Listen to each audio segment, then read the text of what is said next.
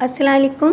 Welcome to my channel voice over by Amna Shah. I hope कि आप खुश होंगे।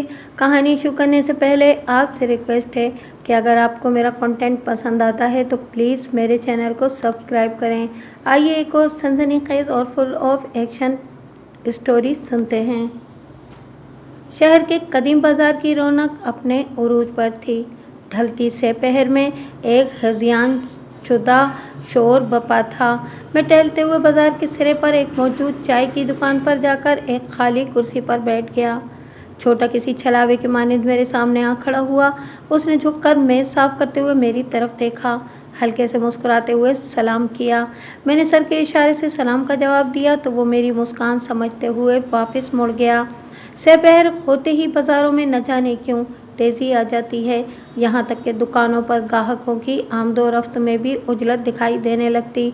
मेरा मामूल बन चुका था कि मैं रोज़ अपने घर से निकलकर चाय की दुकान के बाहर पड़ी बेंच पर आ बैठता था, इस फिक्र से बेनियाज होकर कि मेरी जेब में कोई नोट है भी या नहीं।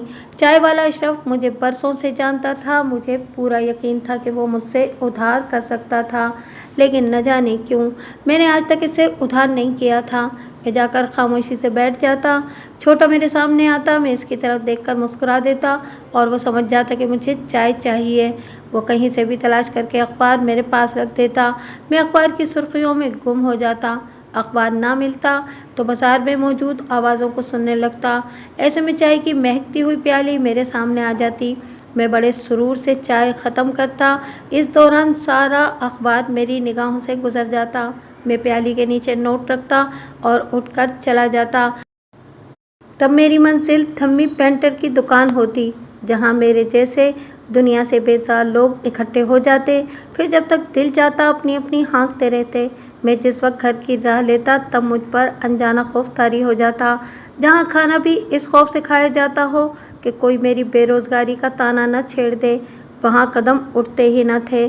बेरोज़गारी मेरे लिए शर्मिंदगी ही नहीं, इन दिनों सबसे बड़ा ताना बन चुकी थी। इसी ताने ने मुझे और मेरी सलाहियतों को मफलूज करके रख दिया था। यूनिवर्सिटी से फारिग होने के बाद मेरा वक्त ऐसे ही खुरदुरा गुजर रहा था। एक आम नौजवान की तरह मेरे दिमाग में किसी नौकरी की ख्वाहिश नहीं थी। घर वालों के मुताबिक मैंने अच्छी नौकरियों के कई चांस ज़ाया कर दिए थे। मैं जो चाहता था वो घर वालों को पसंद नहीं था, और जो वो चाहते थे मैं वो करना नहीं चाहता था। मैं रिश्वत देकर नौकरी चाहता था और ना ही कोई ऐसी जॉब करना चाहता था जिसमें रिश्वत लेना पड़े। मैं कारोबार करना चाहता था, चाहे वो छोटा सा ही क्यों ना हो, मगर अपना हो।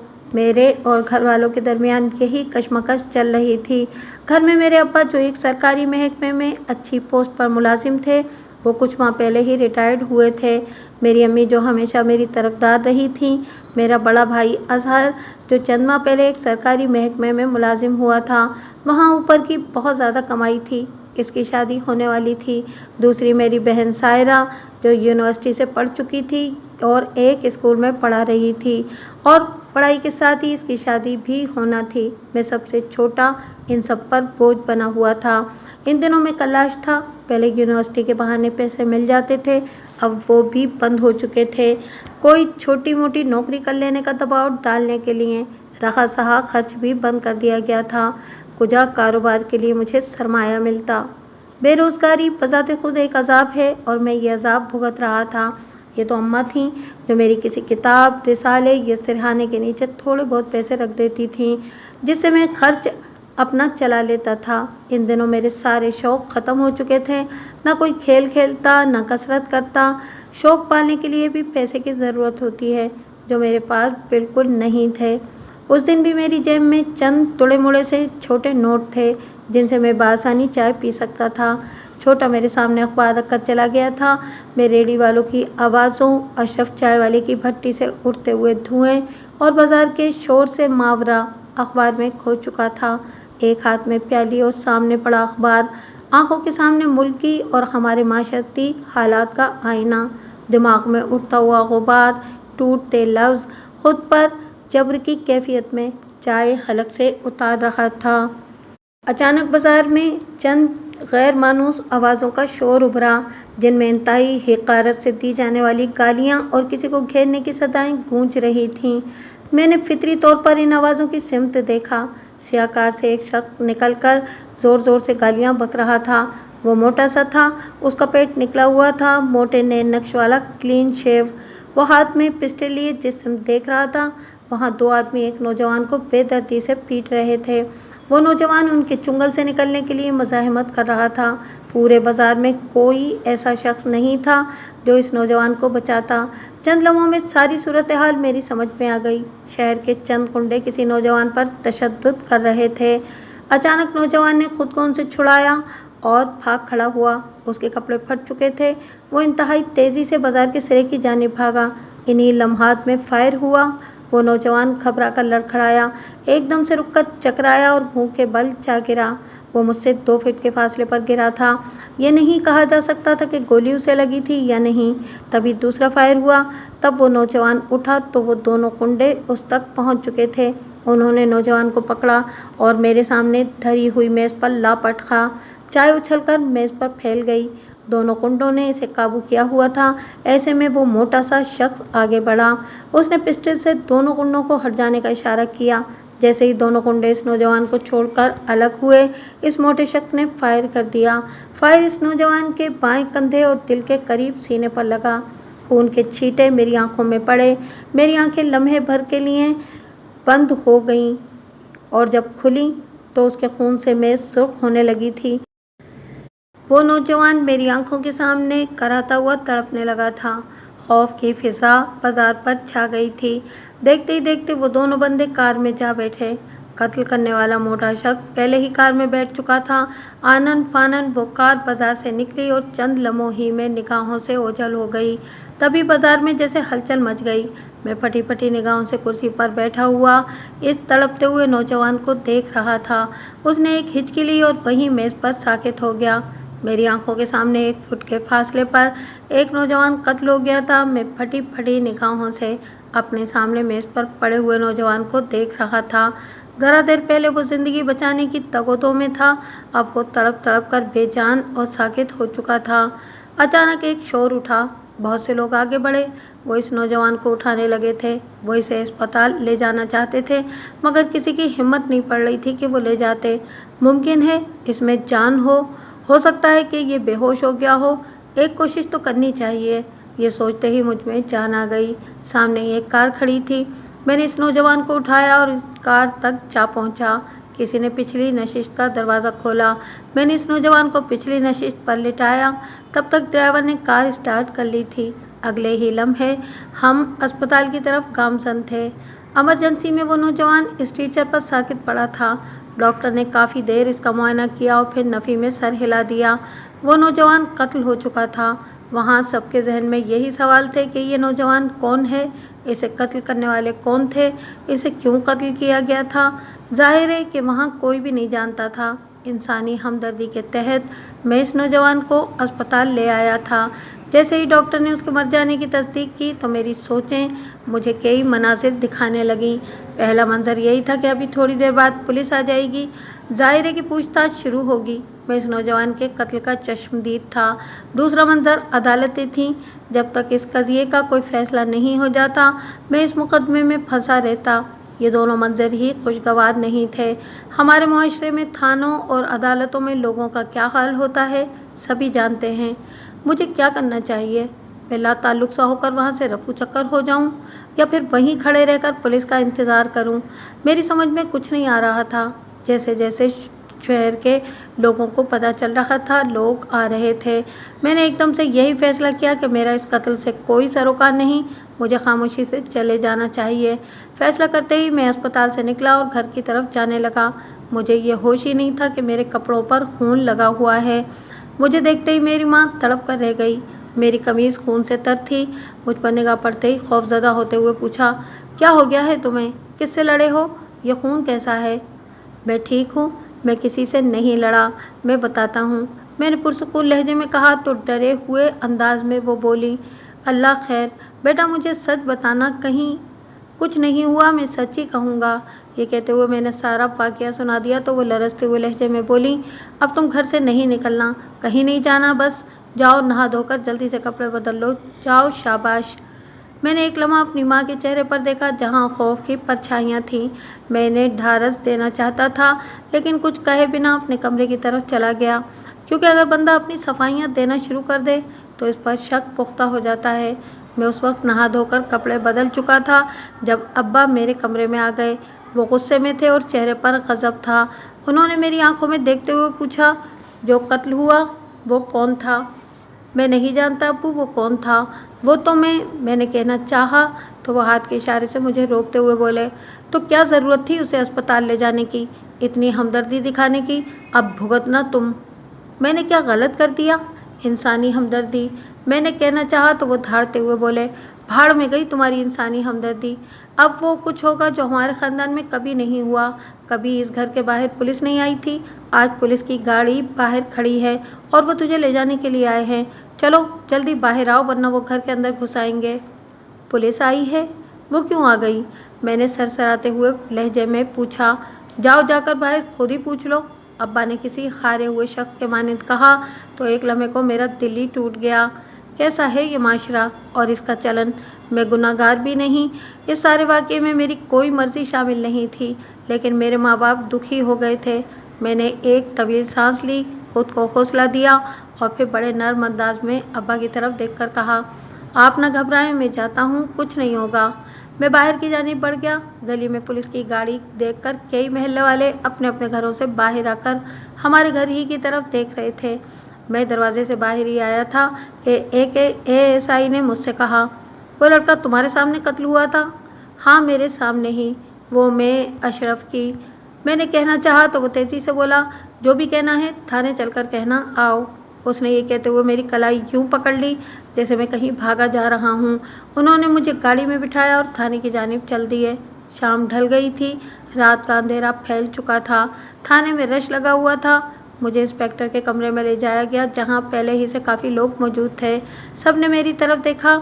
अगले ही लम्हे मुझे एक कुर्सी दी गई। मैं बैठ चुका तो इंस्पेक्टर ने गौर से मेरी तरफ देखते हुए पूछा, क्या नाम है तुम्हारा? सफ़र अली। मैंने अपना नाम बताया। मुझे इंस्पेक्टर ज़ाहिर शाह कहते हैं। ये कहकर वो लम्हा भर रुककर मेरी आंखों में देखता रहा और फिर कहा, जो भी वाक़या हुआ वो सच सच कह दो, जो भी हुआ। मैं ज़हनी तौर पर तैयार था, जानता था कि उन्होंने मुझसे यही पूछना है। मैंने सब कुछ सच सच बता दिया जो मेरे सामने हुआ था। तमाम लोगों ने बड़े सुकून से मेरी बात सुनी। मैं कह चुका तो इंस्पेक्टर ज़ाहिर शाह ने पूछा, क्या तुम उस शख्स को दोबारा देखने पर पहचान लोगे जिसने फायर किया था? ये सब कुछ इतना अचानक हुआ कि बस सोचा जा सकता है, लेकिन मेरा ख्याल है कि मैं पहचान लूँगा। मैंने एतमाद से कहा, पहले कभी उसे कहीं देखा था जिसने फायर किया था या जिन लोगों ने मकतूल को पकड़ा था? इंस्पेक्टर ज़ाहिर शाह ने पूछा। जी नहीं, मैंने इन्हें पहले कभी नहीं देखा। मैंने साफ साफ कहा, देखो बेटा, हम जानते हैं कि तुम्हारी ना तो कातिल से कोई दुश्मनी थी और ना ही कोई वाकफियत थी और ना तुम मकतूल को जानते हो, लेकिन चाहे इत्तेफाक ही से सही तुम इस सारे वाक़ये के चश्मदीद हो। हम इस कत्ल की एफआईआर लिख रहे हैं, तुम्हें बतौर चश्मदीद गवाह के हमें इसमें, इंस्पेक्टर ने कहना चाहा, लेकिन मैंने इसकी बात काटते हुए तेज़ी से कहा, नहीं सर, मुझे इस वाक़ये से कुछ लेना देना नहीं। मैं कोई सर दर्द मोल नहीं लेना चाहता। मुझे नहीं बनना चश्मदीद गवाह। क्या कह रहे हो तुम? तुम्हारे सामने कत्ल हुआ, ये कैसे हुआ, किसने किया, तुमने अपनी आंखों से देखा, तुमको वही बताना है जो तुमने देखा, इसमें उलझन क्या है? इंस्पेक्टर ने मेरी आंखों में देखते हुए पूछा। सर, बात यह है कि मैं अकेला ही चश्मदीद नहीं हूँ, दूसरे बहुत सारे लोग हैं, वो क्यों नहीं गवाह बनते? मैं तो पहले ही बेरोज़गारी की वजह से अपने घर वालों के अताब का शिकार हूँ। मुझे माफ़ कर दें तो आपकी बड़ी मेहरबानी होगी। मैंने बड़ी आजिज़ी से कहा तो इंस्पेक्टर चंद लम्हे सोचता रहा, फिर अपने सामने बैठे हुए लोगों की तरफ देखकर बोला, कितना पढ़े लिखे हो? इंस्पेक्टर ने पूछा। जी, मैंने मास्टर्स किया है कंप्यूटर साइंस में। मैंने यूं कहा जैसे कि मुझे शर्मिंदगी हो रही हो।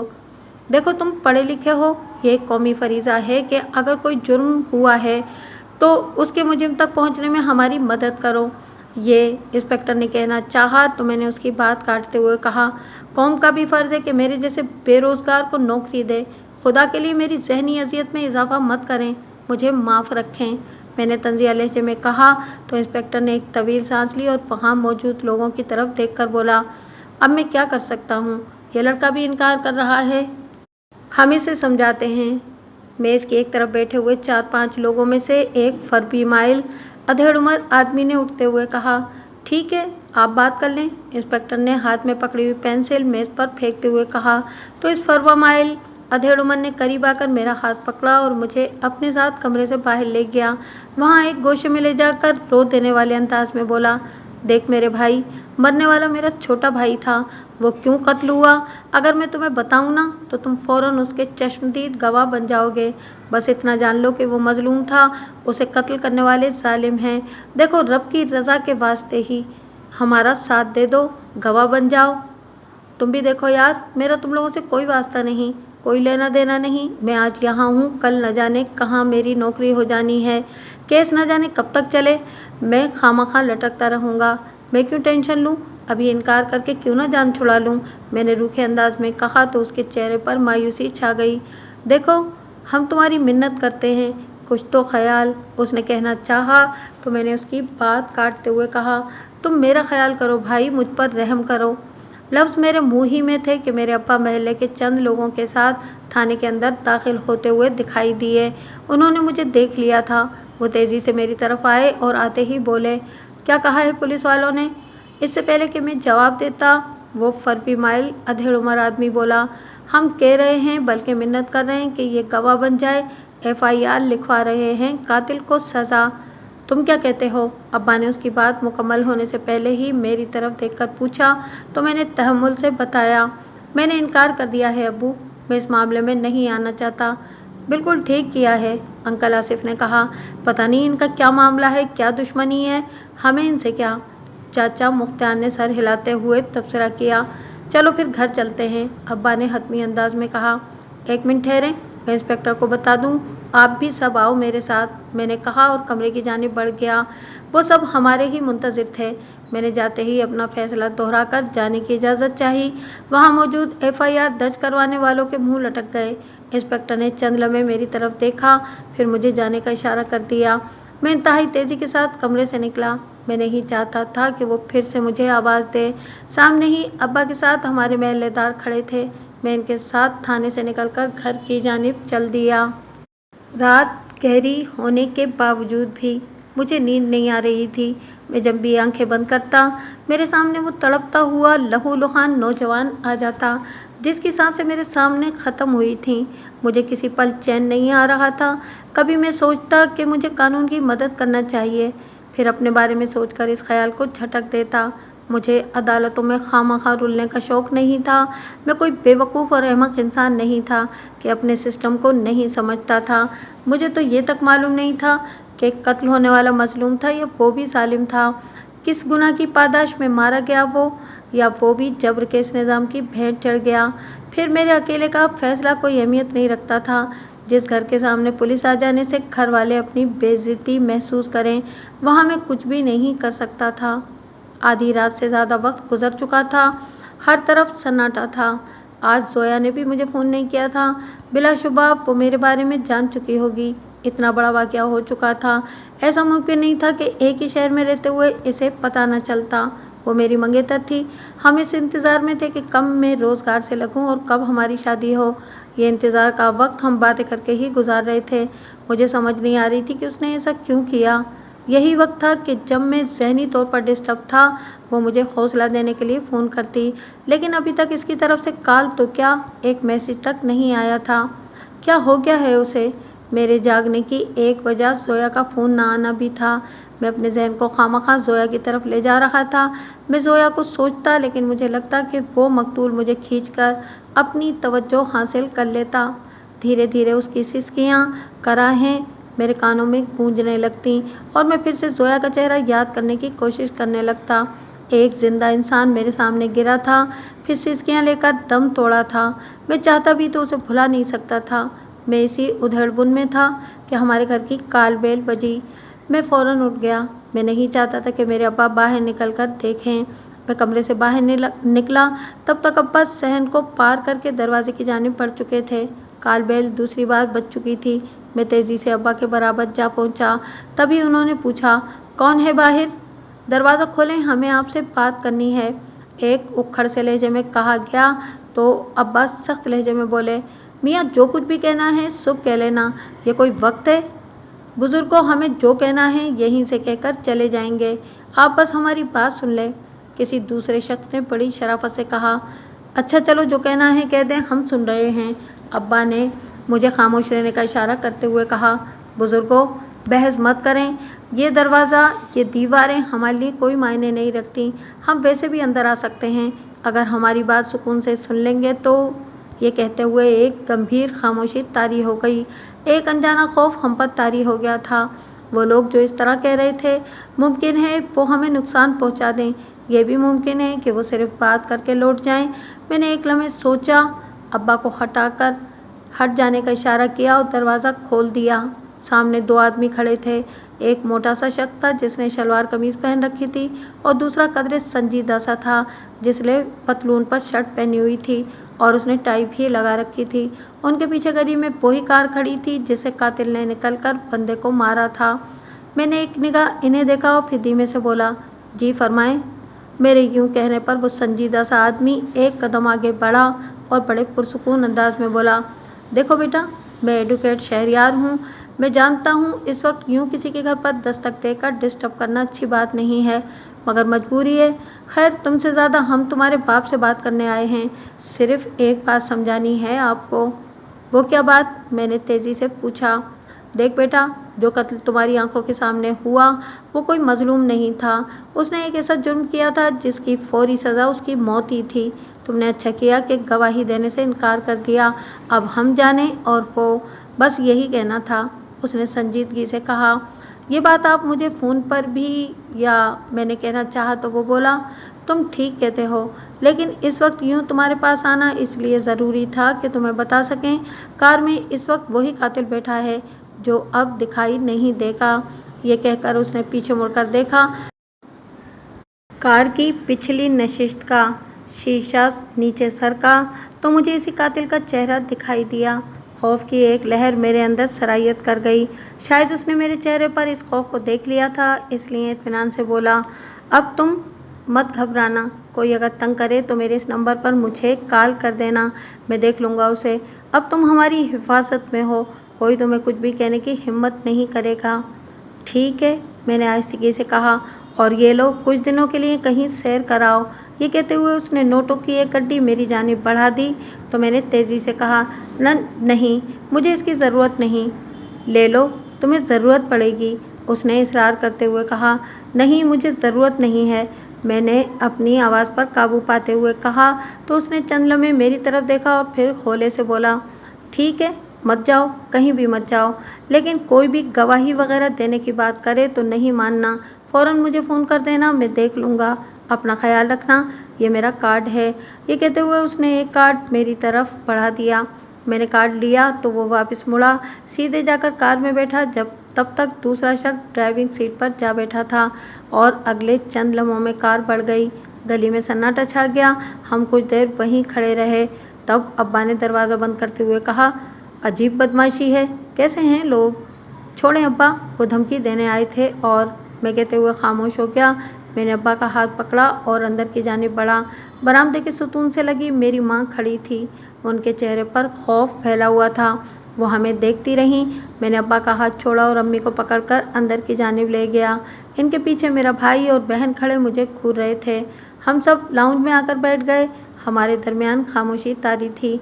अचानक मेरे भाई ने दांत पीसते हुए कहा, ये तुम्हारे साथ ही सब कुछ क्यों हो रहा है? हमारी इतनी ज़िंदगी हो गई, हमारे साथ तो कभी ऐसा नहीं हुआ। क्यों हमारी ज़िंदगी अजाब करने लगे हो? अगर वो कुंडे दंदनाते हुए अंदर आ जाते तो? सायरा ने खौफजदा लहजे में कहा। आए तो नहीं ना? अम्मी ने मेरी तरफदारी की। बस यही आपका बेजा लाड प्यार इसे बर्बाद कर रहा है। ठीक कहा था इस बंदे ने, इसे कहीं भेज दो, तभी हमारा घर महफूज रहेगा, वरना। भाई ने कहते कहते अपनी ज़बान रोक ली। वरना क्या? मैंने तड़क कर पूछा। वो कुछ भी कर सकते थे, उसने अपनी बात कही। अच्छा, आपस में लड़ना छोड़ दो, अब्बा ने एकदम से कहा और फिर मेरी तरफ देखकर बोले, तुम चंद दिन के लिए कहीं चले जाओ, मुल्तान चले जाओ अपने मामू के पास। जब ये माहौल ज़रा ठीक होगा तो आ जाना।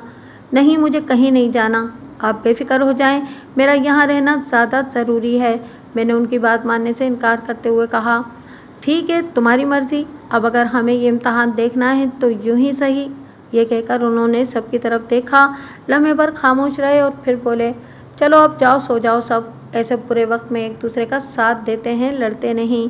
भाई मुझे घूरता हुआ अपने कमरे में चला गया। मैं उठा और अपने कमरे की जानिब बढ़ गया। मैं बहुत ज़्यादा परेशान हो गया था। मुझे बेड पर लेटे चंद मिनट हुए थे कि जोया का फ़ोन आ गया। मुझे याद ही नहीं रहा कि वो वजह पूछूं जिसके बायस उसने इतनी देर से फ़ोन किया था। बस अपनी ही कहता चला गया।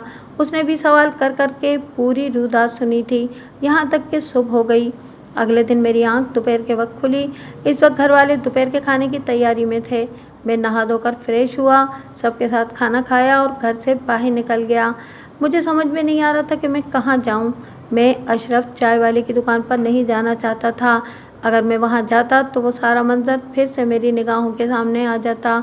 मैं इस तरफ नहीं गया, बल्कि एक दूसरा रास्ता इख्तियार करके धम्मी पेंटर की जानिब चला गया। धम्मी पेंटर की दुकान में दाखिल होते ही इस मखसूस बू ने मेरा स्वागत किया, जो कुछ देर के लिए चकरा देती थी। वहाँ धम्मी पेंटर के साथ मेरे जैसा बेफिक्रा इलियास भी बैठा हुआ था। मुझ पर निगाह पड़ते ही वो थोड़े सीधे हो गए।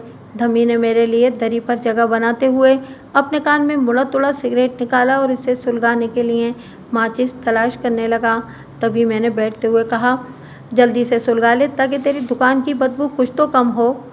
अबे सुलगा रहा हूँ, ये कहकर उसने दियासलाई सुलगाई। शोला उभरा जिससे उसने अपनी सिगरेट सुलगा ली। एक तवील कश लेकर धुआं छोड़ते हुए उसने मेरी तरफ देखा, फिर धीमे से बोला, अभी तुम अपनी खैर मनाओ, अनजाने में तुम दो हाथियों की लड़ाई में आ गए हो। क्या मतलब? मैंने चौंकते हुए पूछा। तो वो मेरी सुनी अनसुनी करते हुए बोला, कहते हैं कि जब दो हाथियों की लड़ाई हो तो इसमें हाथियों की फतह या शिकस्त होने तक मैदानी जंग में मौजूद हर शे तहस नहस हो जाती है। अगर तुम्हें कोई बकवास करनी है ना तो सीधी तरह करो, ये फलसफियों की नकल करते हुए बिल्कुल भांड लग रहे हो। मैंने चिढ़ते हुए कहा, बिल्कुल, ये गुस्सा दरअसल गुस्सा नहीं बल्कि तुम्हारे अंदर का खौफ है, उसने धीमे से लहजे में कहा और सिगरेट का कश लेने लगा। अबे साले, जो कहना है कि ये जो मैंने कहना चाहा, तो पास बैठे इलियास ने उकताए हुए अंदाज में कहा, छोड़ ये छिचोरापन और बता क्या बात है। तो सुनो फिर, उसने कहा और सुकून से एक गहरा कश लगाया। बाकी का आधा सिगरेट अपने साथ बैठे इकबाल को थमाया और समझाने वाले अंदाज में कहता चला गया, कल जो बंदा इस जफरे के सामने मरा है वो इस इलाके के सबसे बड़े बदमाश फखरू का छोटा भाई है, और जिन्होंने इसे कत्ल किया वो इस इलाके के बड़े बिजनेसमैन खुदा बख्श के लोग थे। ये ब्रेकिंग न्यूज़ तुम्हें कहाँ से मिल गई? इलियास ने पूछा। भाई है ना मेरा पुलिस में, मोहम्मद अल्ताफ़ ASI, ये उसने मुझे बताया है, धम्मी ने सुकून से कहा। वो कत्ल क्यों हुआ? मैंने सरसराते हुए लहजे में पूछा। अच्छा, वैसे मैं तुम्हें बड़ा समझदार समझता था, लेकिन तुम तो बिल्कुल अहमक हो। अरे जब तुम्हें वो थाने ले गए थे तब तुमने कम से कम ये तो पूछा होता, ये सवाल उनसे किया होता, उसने तंजिया लहजे में कहा। यार, मैंने इनकार करने गया था, वहाँ तफ्तीश करने नहीं। जब मुझे इस फड्डे ही में नहीं पड़ना तो क्या ज़रूरत है इस तफ्तीश की? मैंने उकताहट भरे अंदाज में कहा। ये ठीक कह रहा है, एक दोस्त ने तबसरा किया। अब बता किस लिए कत्ल हुआ? मैंने धीरे से पूछा। अब मुझे अंदर की खबर नहीं कि असल बात क्या है, लेकिन जो पुलिस के सामने आई है वो कुछ यूँ है कि मकतूल ने खुदाबख्श की बेटी से इश्क फरमाने की कोशिश की थी। मामला बहुत आगे तक बढ़ गया था, उन्होंने रिश्ता भी मांग लिया था। खुदाबख्श ने इनकार कर दिया। इस दिन लड़का उस लड़की को भगाने के लिए आया था, उन्होंने धर लिया और कत्ल हो गया, धमी ने बताया। क्या ये बात FIR में दर्ज हुई? मैंने तेज़ी से पूछा। नहीं, बिल्कुल भी नहीं, बस यही कि मकतूल इरादा कत्ल से आया था और मारा गया, उसने बेपरवाह अंदाज में कहा। खैर, मुझे क्या, वो क्या करते हैं, मेरा तो दोनों पार्टियों को मुकम्मल जवाब है कि मैं किसी से ताउन नहीं करूँगा, मैंने एक तवील सांस लेते हुए कहा। हाँ यार, तुम्हारा बनता भी है, हमें क्या लेना देना उन लोगों से, इलियास ने कहा। वैसे अगर ये चाहे तो लंबे नोट छाप सकता है, धमी ने कहा। वो कैसे? इलियास ने पूछा। किसी भी एक पार्टी के साथ हो जाए, इनसे तय कर ले, बस फिर जब तक मुकदमा चलेगा इनसे नोट छापता रहे, उसने कहा और कहका लगाकर हंस पड़ा। वैसे है तो बात पते की। नोट, इलियास ने कहना चाहा तो मैंने छिड़कते हुए कहा, बंद करो ये बकवास, तुम तो गुस्सा ही कर गए हो, मैं तो मजाक कर रहा था, धम्मी ने माजरत खाना लहजे में कहा। इन्हीं लम्हात में बाहर से आवाज़ आई, मगर ये बात मजाक की है नहीं। आवाज़ के साथ ही धम्मी का भाई अल्ताफ एएसआई दुकान के बाहर से अंदर आ गया। वो बिल्कुल मेरे सामने बैठता हुआ बोला, मैं जानता हूँ कि तुम रोज़ाना यहाँ आते हो। मैं दुकान के बाहर बैठा तुम लोगों की बातें सुन रहा था ताकि मुझे अंदाज़ा हो जाए कि तुम क्या सोच रहे हो। वैसे मौका अच्छा है, अगर तुम चाहो तो। भाई मैं इस मामले में जब पढ़ना ही नहीं चाहता तो फिर मुझे इस पर सोचने की ज़रूरत ही क्या है, मैंने साफ साफ कह दिया। अच्छा, मैं तुम्हें एक बात बताता हूँ, इसे गौर से सुनना, उसने मुझे देखते हुए कहा। फिर चंद लम्हे रुक कर बोला, तुम इंस्पेक्टर जाहिर शाह से तो मिले हो ना? वो इस वक्त पूरी तरह मकतूल पार्टी के साथ है, लेकिन कातिल पार्टी बहुत जानदार है और इसकी पहुंच बहुत ऊपर तक है। यार मुझे क्या लेना देना उनकी पहुंच से, और वो तुम्हारा इंस्पेक्टर किसी के साथ भी हो तो मुझे क्या, ये तुम मुझे क्यों बता रहे हो, मैंने जिद होते हुए कहा। समझने वाले ये समझ रहे हैं कि अब ये सिर्फ एक कत्ल नहीं होगा, बात बहुत ज़्यादा बढ़ने वाली है। कितने कत्ल मजीद होते हैं इसका भी कोई अंदाज़ा नहीं है, अल्ताफ ने गहरी संजीदगी से कहा। कहीं वो इनमें इस बेचारे जफरे का कत्ल तो शामिल नहीं है, इलियास ने कहा लगाते हुए कहा। हो सकता है, उसने सुकून से कह दिया। तो मैं चिढ़ते हुए बोला, ओए बकवास नहीं कर, तुम न जाने क्या बक रहे हो, मेरा क्या लेना देना। ओए बात यह है कि तुम्हें वो मजबूर कर देंगे कि तुम गवाही दो। मकतूल पार्टी के लिए तुम्हारी गवाही बहुत ज़रूरी है, इसी तरह कातिल पार्टी नहीं चाहेगी कि तुम गवाही दो। मसला बन गया है ना तुम्हारे लिए, उसने कहा। तो मैं एक तवील सांस लेकर रह गया। इन्हें शायद ये नहीं मालूम था कि रात मेरी बात हो गई है, इसलिए वो अपनी बकवास किए जा रहे थे। मैंने इसकी बात को अहमियत न देते हुए कहा, जब वक्त आएगा ना तो देखा जाएगा। ठीक है, जैसा तुम चाहो, लेकिन जो बात मैंने तुमसे कही है इस पर गौर करना और जहनी तौर पर तैयार रहना, अल्ताफ ने संजीदगी से कहा। क्या मतलब, किस लिए जहनी तौर पर तैयार रहूं मैंने हैरत से पूछा। तो वो लम्हे भर रुक कर बोला, हो सकता है कि वो तुमसे गवाही ले लें। या लुट मची हुई है क्या, अंधेर नगरी है, मेरी मर्जी के बगैर मुझसे गवाही ले लेंगे, मैंने गुस्से में कहा। फिर भी कह रहा हूँ, उसने कहा। ओके, मैंने तुम्हारी बात मान ली, अब अगर कुछ कहना चाहो तो कहो, वरना इस मौजू को ख़त्म कर दो, मैंने उकताहट भरे अंदाज में कहा। मुझे जो कहना था कह दिया, अपना ख्याल रखना यार, वो धीमे से बोला। तो इलियास ने पूछा, अच्छा यार अल्ताफ, एक बात तो बता, मतलब असल बात। वो ओ छोड़ो यार, ये तुम्हारे ऊपर की बातें हैं, अल्ताफ ने कहा और उठकर दुकान से बाहर चला गया। हमारे दरमियान थोड़ी देर तक खामोशी रही। फिर धम्मी ने एक तवील सांस लेकर कहा, जफ़र वीरे, बात घूम फिर कर वहीं आ जाती है, दो हाथी जब धैत तेरी की, तेरी सुई वहीं फंसी हुई है, मैंने कहा और उठ गया। वहाँ कोई काम की बात नहीं होने वाली थी। बाहर शाम उतर रही थी, डूबते सूरज की रोशनी कम होने जा रही थी। मैं यहाँ से निकलकर हमेशा घर ही जाता था। मैं बड़े आराम से घर जाने वाले रास्ते पर हो लिया। मैं खाना खाकर अपने कमरे में जाने के लिए उठा तो अब्बा ने कहा, जफ़र बैठो, मुझे तुमसे बात करनी है। जी अब्बा, मैंने हौले से कहा और वहीं बैठ गया। उन्होंने पानी पीने के लिए गिलास मुंह से लगाया, चंद घूंट पीकर गिलास एक तरफ रखा और फिर अपने लब साफ करते हुए बोले, बात यह है बेटा, फखरू बदमाश और खुदाबख्श ये दोनों ही शहर के वो लोग हैं जिनकी ताकत का अंदाज़ा सबको है। इनके दरमियान तनाज़े की वजह जो भी है या थी, हमें इससे गर्ज नहीं, लेकिन इनका ये तनाज़ा बहुत बड़ी तबाही ला सकता है। मैंने भी थोड़ा बहुत सुना है उनके बारे में, मैंने धीमे से लहजे में कहा। तो वो इसी ठहरे हुए अंदाज में बोले, इन दोनों के तनाज़े में जो तबाही आने वाली है इसका अंदाज़ा करते हुए कुछ लोग दरमियान में पड़े हुए हैं और वो चाहते हैं कि इस मसले को मिल बैठकर खुश असलूबी से हल कर लें। तो अब्बा हमें इससे क्या, वो जो चाहे सो करें, मैंने बेपरवाही से कहा। तो अब्बा इसी धीमे लहजे में बोले, वो जो लोग हैं जो इस मामले को हल करना चाहते हैं वो शहर के बड़े अहम लोग हैं, शहर के नहीं बल्कि इस इलाके के बहुत ही ख़ास लोग हैं।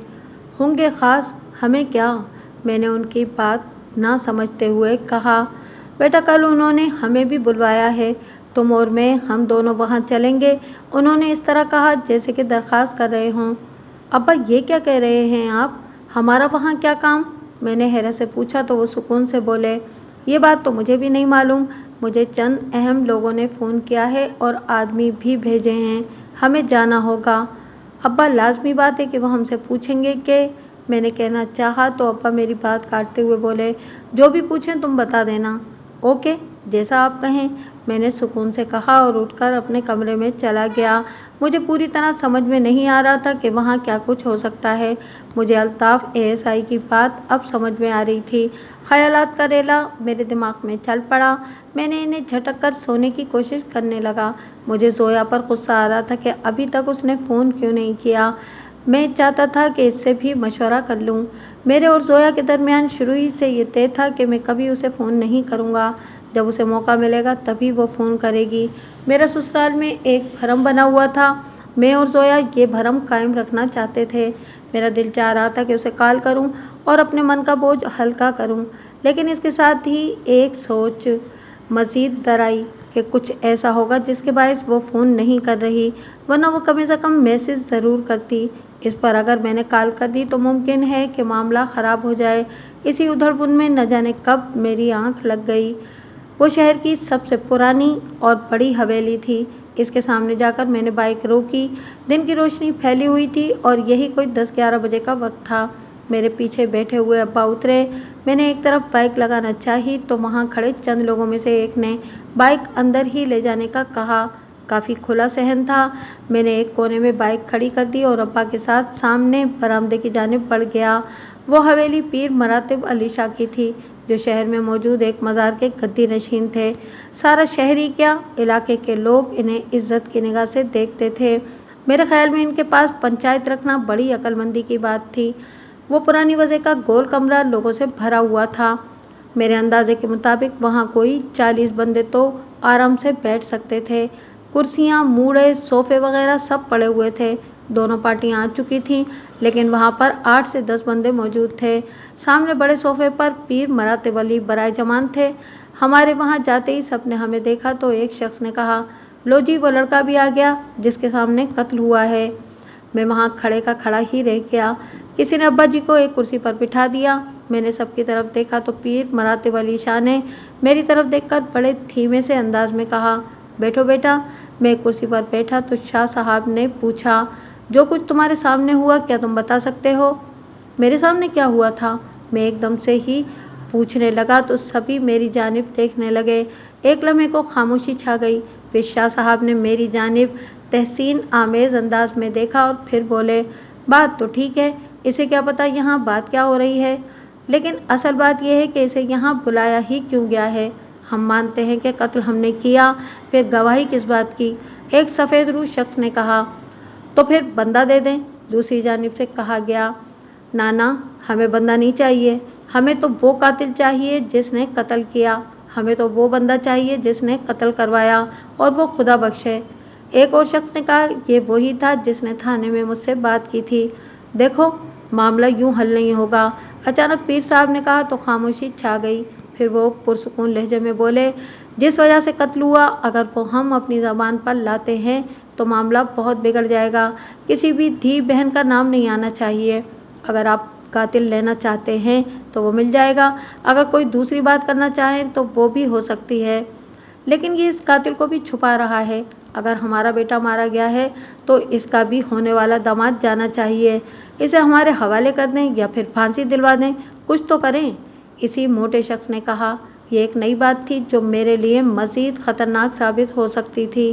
मैं कह रहा हूँ कि मेरा दामाद नहीं था यहाँ पर, इसे मेरे एक बंदे ने मारा। वो मैं दे देता हूँ, खुदा बख्श ने कहा।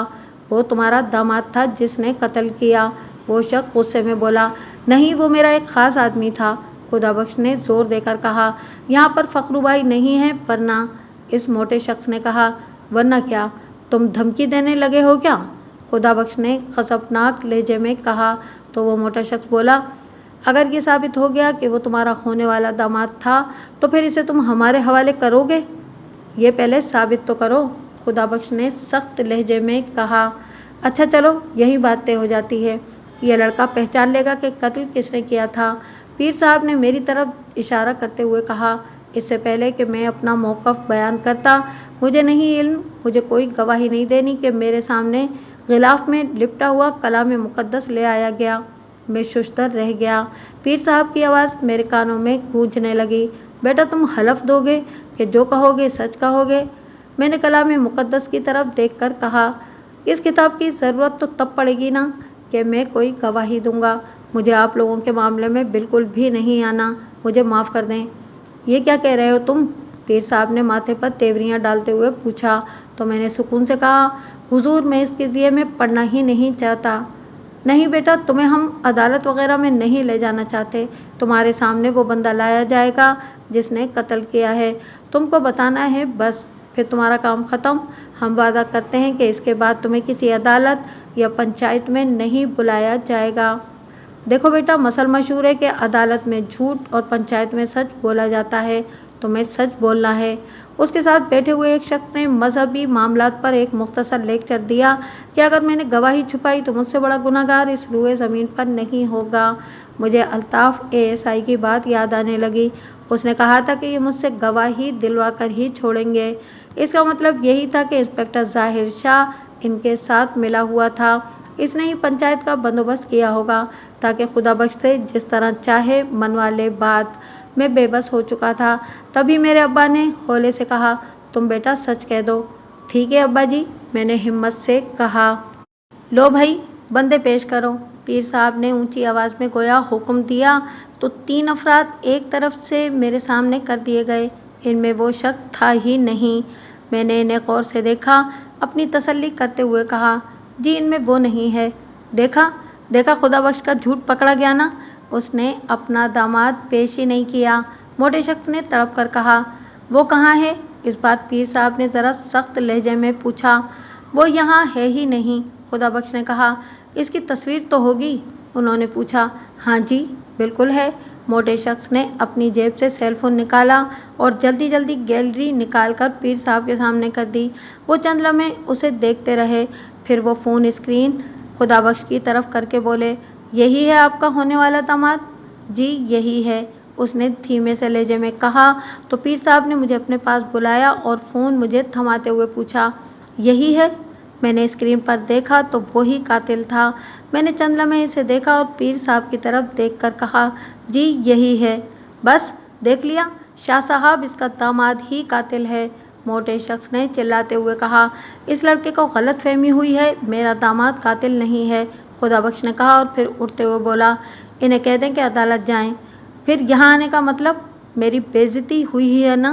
पीर साहब ने कहा तो खुदा बख्श बोला, माज़रत ख़्वाह हूँ सरकार, ये मुझे साजिश लगती है।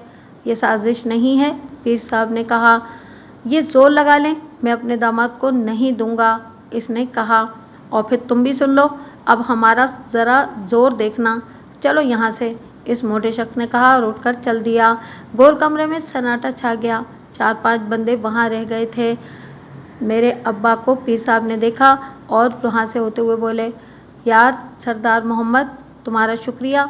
अब अगर इनमें से कोई भी अदालत वगैरह में गवाही की बात करे तो बिल्कुल नहीं सुननी, ये दोनों ही बेएतबारे हैं। ठीक है सरकार, हमें इजाज़त? अब्बा ने खड़े होकर पूछा। जी ठीक है, उन्होंने कहा। तो अब्बा मुझे लेते हुए इस हवेली से बाहर आ गए।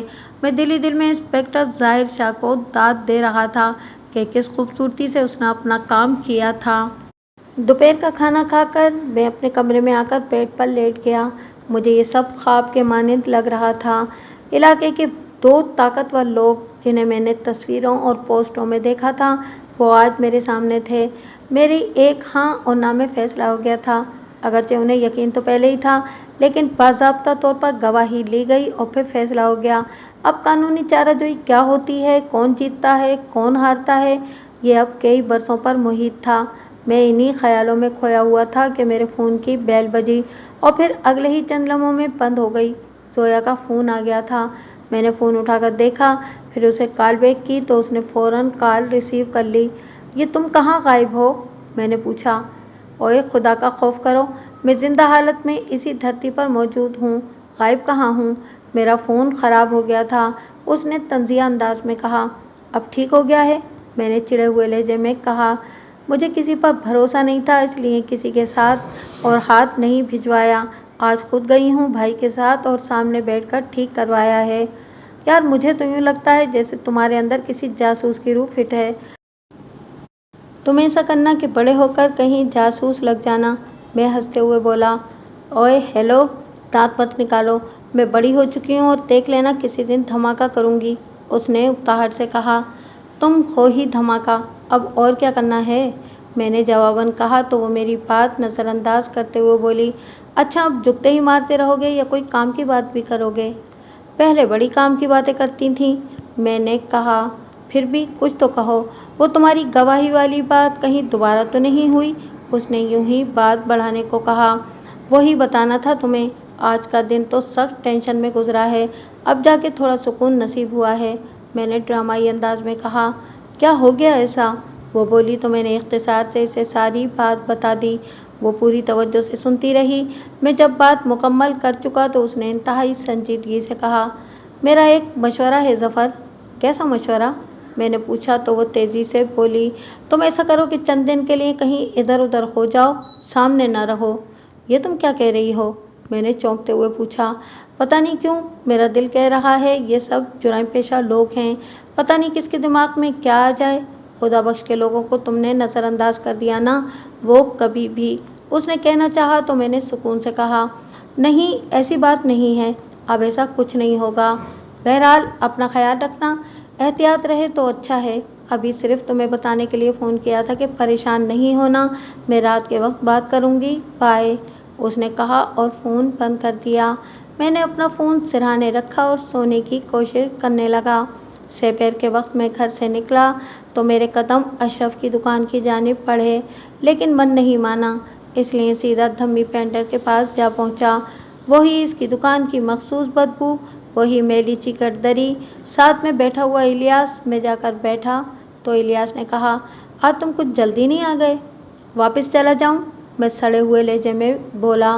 ओ बाऊ, मेरा ये मतलब नहीं था, लगता है कि चाय पीकर नहीं आया, चल मैं मंगवाता हूँ, इलियास ने कहा तो धम्मी पेंटर ने कान में उड़सा हुआ सिगरेट निकाल लिया। चाय आने तक हम वही पंचायत की बातें करते रहे। इलियास मेरे मूड को समझ रहा था, सो हमारी बातों का रुख कई दूसरे मौज़ूआत की जानिब मुड़ गया। मैं काफ़ी हद तक फ्रेश हो गया था। शाम ढले मैं वापस घर की जानिब चल पड़ा। वही घरों को जाते हुए लोग, तेज़ तेज़ चलती हुई गाड़ियाँ, डूबते हुए सूरज में होने वाली हल्की सी उदासी, वही तेज़ हवा थी। मैं धीमे कदमों से चलता जा रहा था कि अचानक मेरे दाएं जानिब सड़क पर एक वैन आकर रुकी। इसमें से एकदम से दो बंदे बाहर निकलकर मेरी जानिब झपटे। इससे पहले कि मैं समझता, उन्होंने मुझे दोनों तरफ से काबू किया और खुले हुए दरवाजे में धक्का दे दिया। जैसे ही मैं दरवाजे तक गया, अंदर मौजूद एक शख्स ने मुझे गर्दन से पकड़कर अंदर घसीट लिया। ये सब 10 से 15 सेकंड में हुआ। जब तक मेरे हवास बहाल होते, बाहर वाले दोनों बंदे अंदर आ गए और वैन चल पड़ी थी। मैं शोर भी नहीं मचा पाया था। एक शख्स ने मेरे मुंह पर ऐसे हाथ रख दिया था कि मुझे सांस लेना भी मुश्किल हो रहा था। मैं नशिस्तों के दरमियान पड़ा मचल रहा था, मगर उन्होंने मुझे काबू ही यूं किया हुआ था कि मैं हिल भी नहीं सकता था। वैन कुछ दूर ही गई होगी कि अचानक मेरे सर पर धमाका हुआ। एकदम से रोशनी फैली और फिर मुझे होश नहीं रहा कि मैं कहाँ हूँ। मुझे होश आया तो मैं एक कमरे के कच्चे फर्श पर पड़ा हुआ था। कमरे में हल्का सा अंधेरा था। इर्द गिर्द की दीवारें ईंटें गारे से बनी हुई थीं। कमरे में फैली हुई गोबर की बू से लग रहा था कि यहाँ मवेशी बांधे जाते होंगे। इसके अलावा एक अजीब गैर मानूसी बू भी फैली हुई थी। मैंने इर्द गिर्द देखा, यह हल्की सी रोशनी कहाँ से आ रही है, तो ऊपर रोशनदान में से बाहर लगे किसी बल्ब की मतकूक सी रोशनी थी। मुझे होश में आकर बैठे हुए काफ़ी वक्त हो गया था। न जाने मैं कब तक बेहोश रहा था। अजीब बेचैनी मेरे अंदर फैल रही थी। मैंने एक बार अपने आप का जायज़ा लिया। मैं खौफज़दा नहीं था, बल्कि मैं हर तरह के जुल्म और ज़्यादती के लिए ज़हनी तौर पर तैयार था। बाहर गहरा सन्नाटा था। मैंने उठकर बाहर का जायज़ा लेना का सोचा। मैं उठा और दरवाजे तक गया। दरवाज़ा बंद था। मैंने एक छिरी तलाश करके बाहर झांका तो कुछ भी दिखाई नहीं दिया। वही पीले बल्ब की मतकूक रोशनी थी। वहाँ चंद दराज़ें मज़ीद थीं। मैंने इनसे भी झांक कर देखा, लेकिन मुझे कुछ दिखाई नहीं दिया। मैं वापस आकर बैठ गया। मुझे बैठे हुए चंद मिनट हुए थे कि बाहर किसी कार के रुकने की आवाज़ आई। इसके साथ ही चंद मुख्तलिफ लोगों की तेज़ तेज़ बातें करने की आवाज़ें उभरी। मुझे लगा कि कोई दूसरी गाड़ी भी वहीं आकर रुकी थी। मन में एक खौफ सरायत होने लगा। न जाने अब क्या होगा, वो लोग मेरे साथ क्या सलूक करेंगे। निकालो उसे बाहर, एक भारी आवाज़ उभरी तो कदमों की चाप मेरे दरवाजे तक आई। कुंडी खुली, दरवाज़ा खुल गया। इसके साथ ही टार्च की तेज़ रोशनी हुई तो मेरी आंखें चुंधिया गईं। 2-3 अफराद कमरे में आए थे। इसके साथ ही बल्ब रोशन हो गया। चलो ए उठ, चल बाहर, इनमें से एक ने मुझे कहा तो मैं बगैर कुछ कहे उठकर बाहर चला गया। कमरे से बाहर एक खुला डेरा था। एक कोने में मवेशी बंधे हुए थे, एक तरफ काश्तकारी के आलात थे।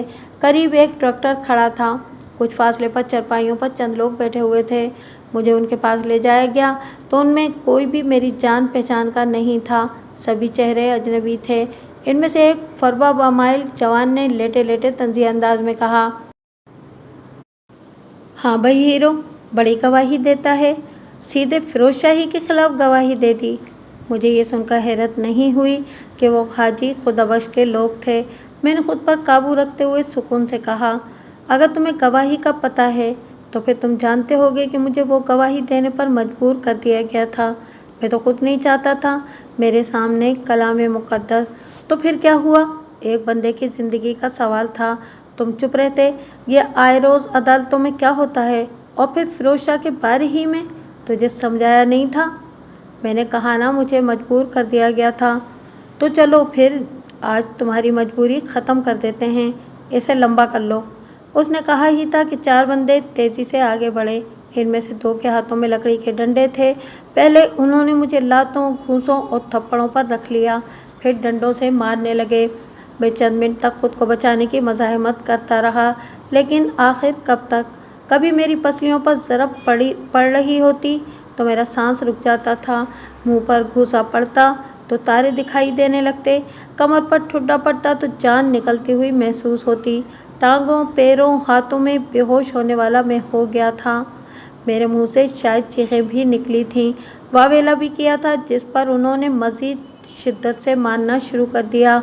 शायद मैं इस तशद्दुद को बर्दाश्त करता रहता और उस वक्त तक कर लेता जब तक कि बेहोश ना हो जाता या फिर मर ना जाता, लेकिन वो इंतहाई गलीज़ गालियाँ बक रहे थे। ऐसी ऐसी बातें कर रहे थे कि मेरे दिमाग में खंजर लगने लग जाते। ये जो ज़हनी तशद्दुद था, इसने मुझे पागल कर दिया। मेरा बस नहीं चल रहा था कि मैं इन सब को ख़त्म कर दूँ। मैं बस सोच कर ही रह गया। मेरी नाक और मुंह से खून निकलने लगा था। अचानक चरपाई पर लेटे हुए शख्स ने कहा, ओए छोड़ो इसे। वो एकदम से रुक गए। वो सब मेरे सामने यूं खड़े मुझे देख रहे थे जैसे मेरी हालत का तयन कर रहे हों।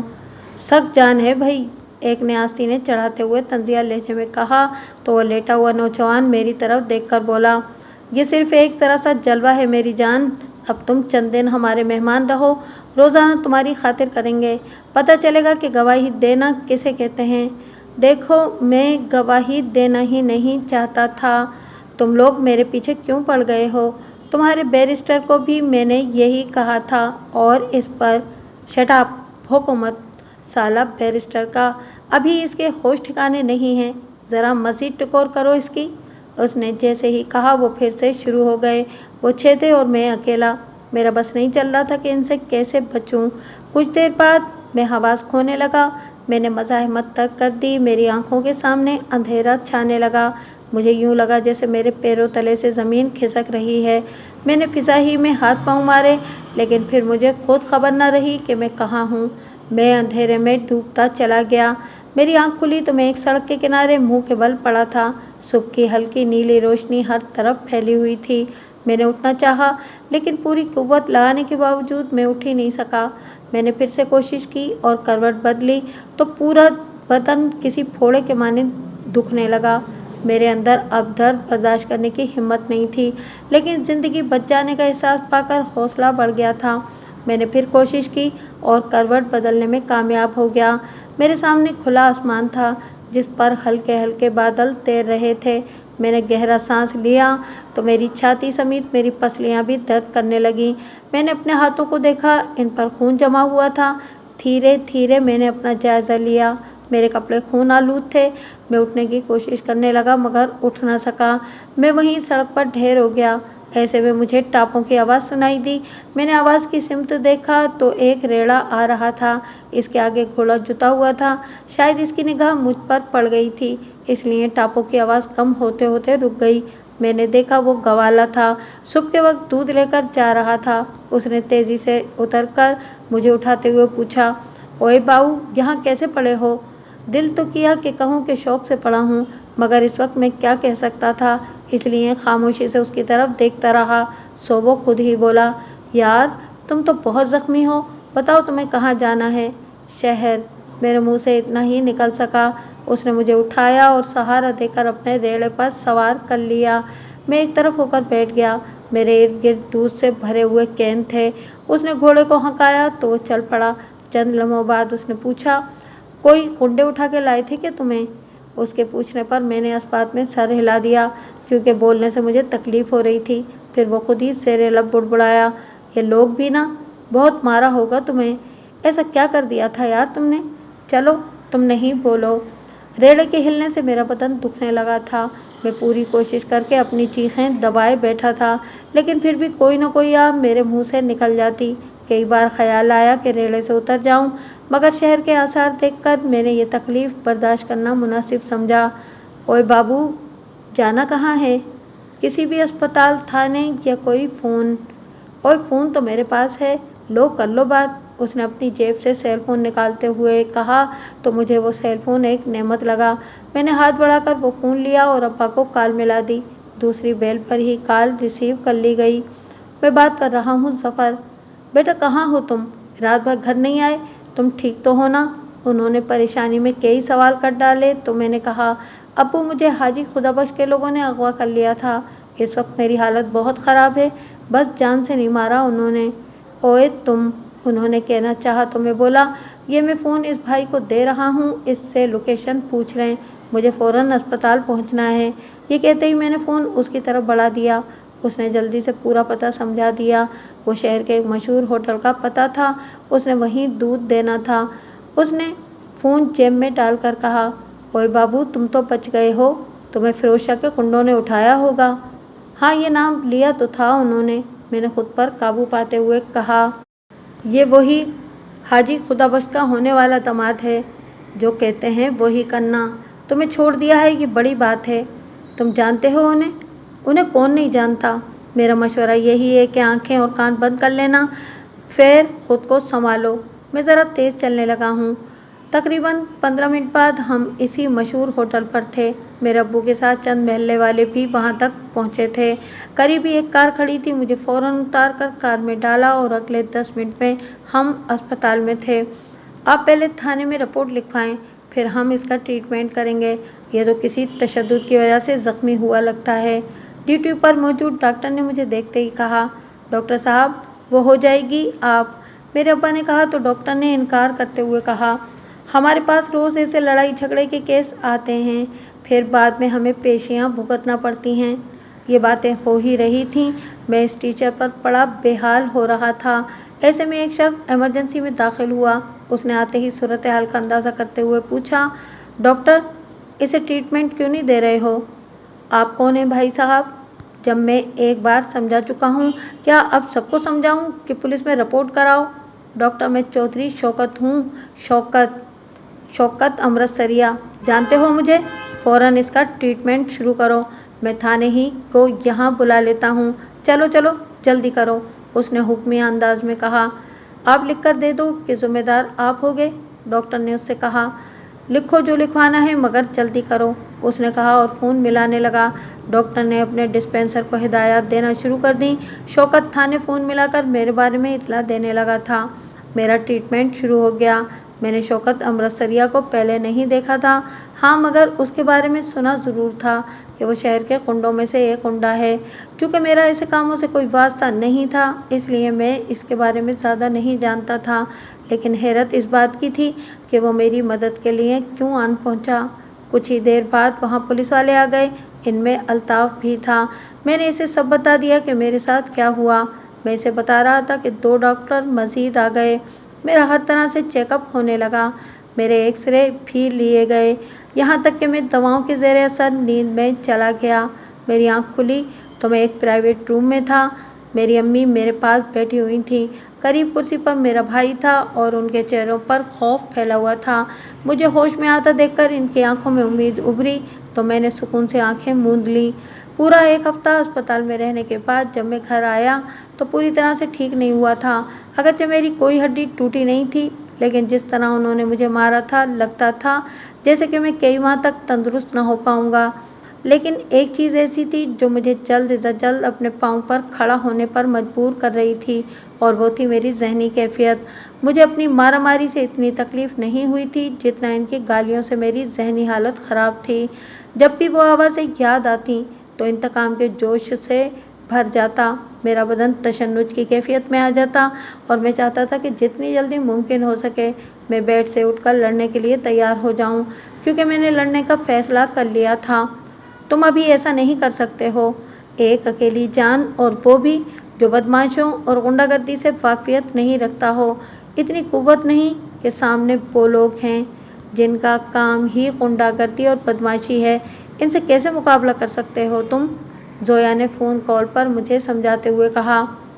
यार, सारी दुनिया मेरा हौसला पस्त करे इसकी मुझे परवाह नहीं, लेकिन तुम तो ऐसी बातें ना करो। तुम मेरा, मैंने कहना चाहा तो वो बोली, नहीं, मैं हकीकत से आंखें नहीं चुरा सकती। मैं तुम्हें खुदकुशी का मशवरा नहीं दे सकती। तुम ठीक तरह से गन तो साफ कर सकते नहीं, न पकड़ सकते हो, चलाना तो बहुत दूर की बात है। उसने साफगोई से कहा, जो बिल्कुल सच था। तो क्या मैं यही सोचकर मरता रहूं? मैं अपने दुश्मनों का कुछ नहीं बिगाड़ सकता, मैं इनसे बदला नहीं ले सकता? मैंने मायूसी से पूछा तो वो पुरसुकून लहजे में मुझे समझाते हुए बोली, ऐसा भी नहीं है। दुश्मन से इंतकाम लेने का एक तरीका ये भी है। वो क्या? मैंने पूछा। उसे पता भी न चले और वो जिंदगी और मौत की कशमकश में आ जाए।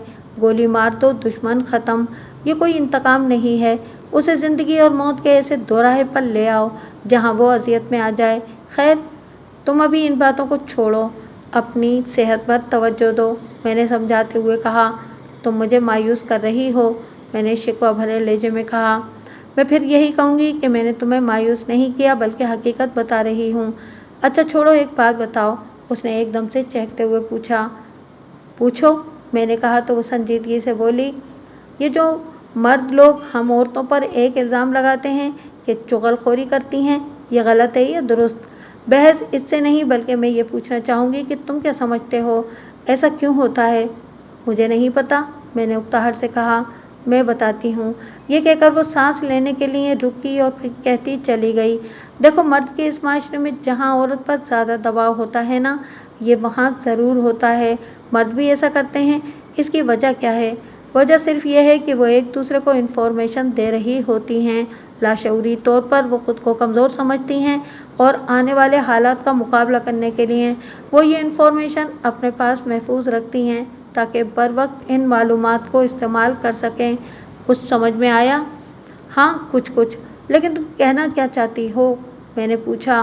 मैं तुम्हें ये बताना चाहती हूँ कि इन्फॉर्मेशन एक ताकत है। मीडिया इंडस्ट्री में यही एक ताकत इस्तेमाल की जाती है। अब इस ताकत को एक आला बनाकर दुरुस्त की जाए या हथियार बनाकर लोगों को नुकसान पहुंचाया जाए।